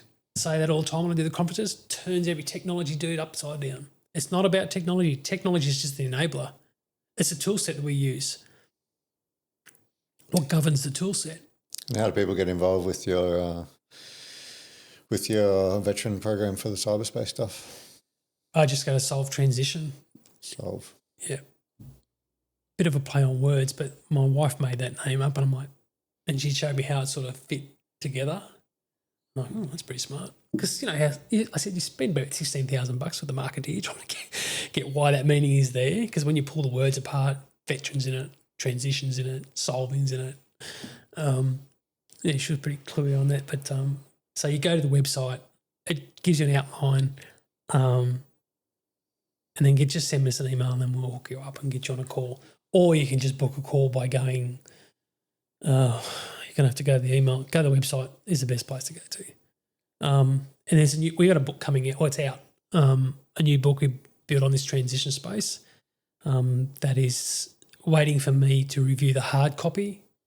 Should have arrived this week. So once I review the hard copy, go through reviews, the academic reviews, that book is called Remissioned, and it's a plan or a map of how to transition from and what to think about, because a lot of guys get out, a lot of guys and girls, I say guys, I mean girls as well. A lot of people get out of the services lost and unfocused, and that's not their fault because they don't know what they don't know. Don't blame them for that. They need some direction, some mentoring, some coaching. This book's about, okay, you're not lost. This is just a new mission. You're still you. There's no identity lost here. It's just you're going to refocus on a new part of your life to get into this mission space. Yeah.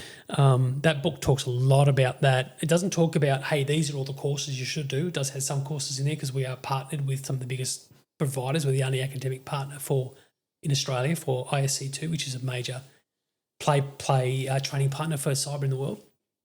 And Fortinet, which is one of the largest security companies in the world that make the technology or some of the technology. And there's a whole training platform there that they do with veterans. So we supply that through, we coach you through that where you need it. But that book outlines all that sort of stuff. So that's coming out. I'll shoot you a copy of it when it comes out, when it finally gets a final review. But I can't read well. I hate to say it, I can't read well. I read too fast. I look at the words and I read it, and I'm already 5 lines ahead of where my eyes are at.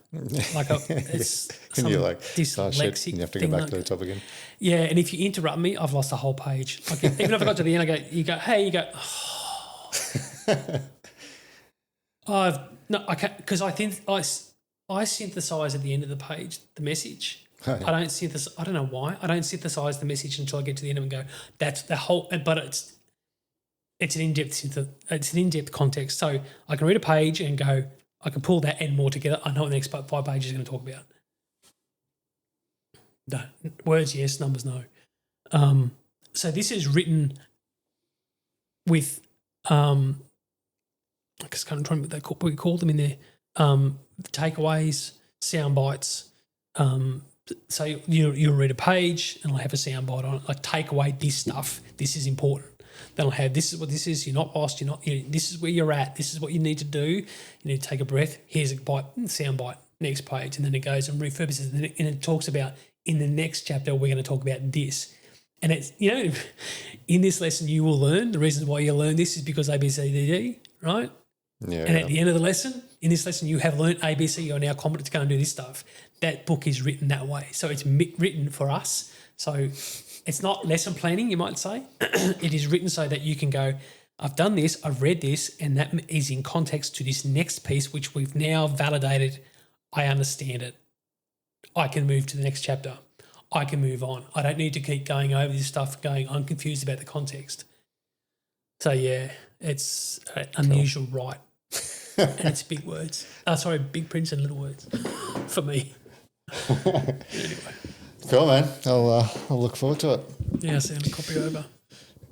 Cool. Anything else coming up or anything you want to mention before we sign off? I covered most of it, I think. How long have we been here for? Only 3 hours, 2.5 hours. No, not really. No, good to go. I'll send you some links to stuff too, so that you can have in the show notes. Yeah. I'll check the links you've been talking about in the description. Yeah. Get some people on the February course and fill that up. Then we can just duplicate and move forward. Yeah. Yeah, that'd be good. Come down the farm and hunt some animals. Some fallow. Yeah. Got a few red getting around too, which is great. We had them everywhere. And because the forest had a fire through it a couple of years ago, it's still deforested, so they pushed all the animals in to the new area. And a fallow are a deer that like to live in the bush but want to feed on pasture. They don't necessarily like feeding in the bush, so they come out all the time. Man, last year's rut was shit because we had no real frost. The year before that, we had them croaking like crazy everywhere, like just in the backyard of our place, for example. Our tree, like our trees there, they're getting smashed by these fucking deer. Feed up, boys. Yeah. So, there's nothing like getting together with your buddies and putting a lamb or pig roast on the spit and shooting and just talking shit. Yeah. And then throwing your bow down, have a feed, have a whiskey and a cigar or whatever they want to do, and just relax in their own military mission space that they can't get anywhere else and they can't revisit because they can't go back. And that's lost because we don't duplicate that feeling out here. What we do is we say, you go and become a civilian and fuck off. Yeah. They don't say, hey, you become and stay who you were trained to be in a good way. And I remember, into this context, I remember some of my time in professional business, so in government particularly, I was heavily criticised for being too dogmatic and too military or too policing, generally too policing because I didn't spend too much time out of the military before I was in the police force. But I was heavily criticised for talking like a copper or talking not as much like a police officer, but talking factually. Too direct. Direct. People don't like that. That's not a me problem. In the day, it was a me problem. Like when I was talked counts about it was always you're the problem. You speak the way this and I don't like it. Well, fuck you, bitch. That's who I was trained to be. And the reason why I was trained to be is because when it came to confronting the enemy in a fucking Leopard tank, it ain't no discussion place. It is game on, right? And people are dying outside the tank. We don't want to die inside the tank. We are killing people. That's the job. They don't get it that, you're talking about cybersecurity, for example, or you're talking about business and you're being direct or you're being fundamental and they look at you and go, you're the problem. You're not the problem at all. They're the problem. Their leadership style can't handle that. Maybe they need to go and have a look at their leadership style because all they want in cyber is veterans who can talk the talk and do the walk. That's what they want. So they talk to us all the time. We want this. Want to employ more. Have you got more? I got called the other day from Canberra. How many you got? I said, why? How many have you got? I said, I'm not telling you how many you got. What do you need? You tell me what you need and I'll have a conversation about it. And they said, we want all these people, blah, blah, blah. And I said, okay, cool, right. We can build that. Oh, you haven't got... I said, they don't just grow on fucking trees and wait around if you don't have a job. And the other thing is they're very fucking expensive. So if you want to recruit from us, you're going to be paying for it. Oh, we wanted them for free. If they're for free, I can't fund the next course. This is this whole thing about you've got to give money out and give business the opportunity to thrive without choking them down in the veteran space. I think it's fucking free. Really? Free for who? Because most of your businesses out there in the veteran space, they do shit for free. They're making on profits so they can get a grant. They get on the legs of the grant. They run it for 2 years. The government goes, next grant, next competitor, because you're competitive every time. Every year there's a grant comes out. It's a competitive process. And if you don't stack up or they don't like you, you don't get the grant. End of story. You're out of business. And whatever program you had that people loved, liked and engaged in, if you don't have that program with funding and you haven't made enough revenue to run that over or you're not making money out, that's why you charge $250 for the thing because we can actually then go and buy another bow for $300 or $400 US for the next program. Otherwise, equipment gets old and there's no money to maintenance. I've got to go into my pocket and pay into it and becomes a burden. And my wife says, you know what? Who are you doing this for, you or them? And it becomes a challenge for everybody. So, yeah, it's just I get my oil spent. God. On that note. All right. Thanks, man. Cheers, mate. Thanks, guys. This is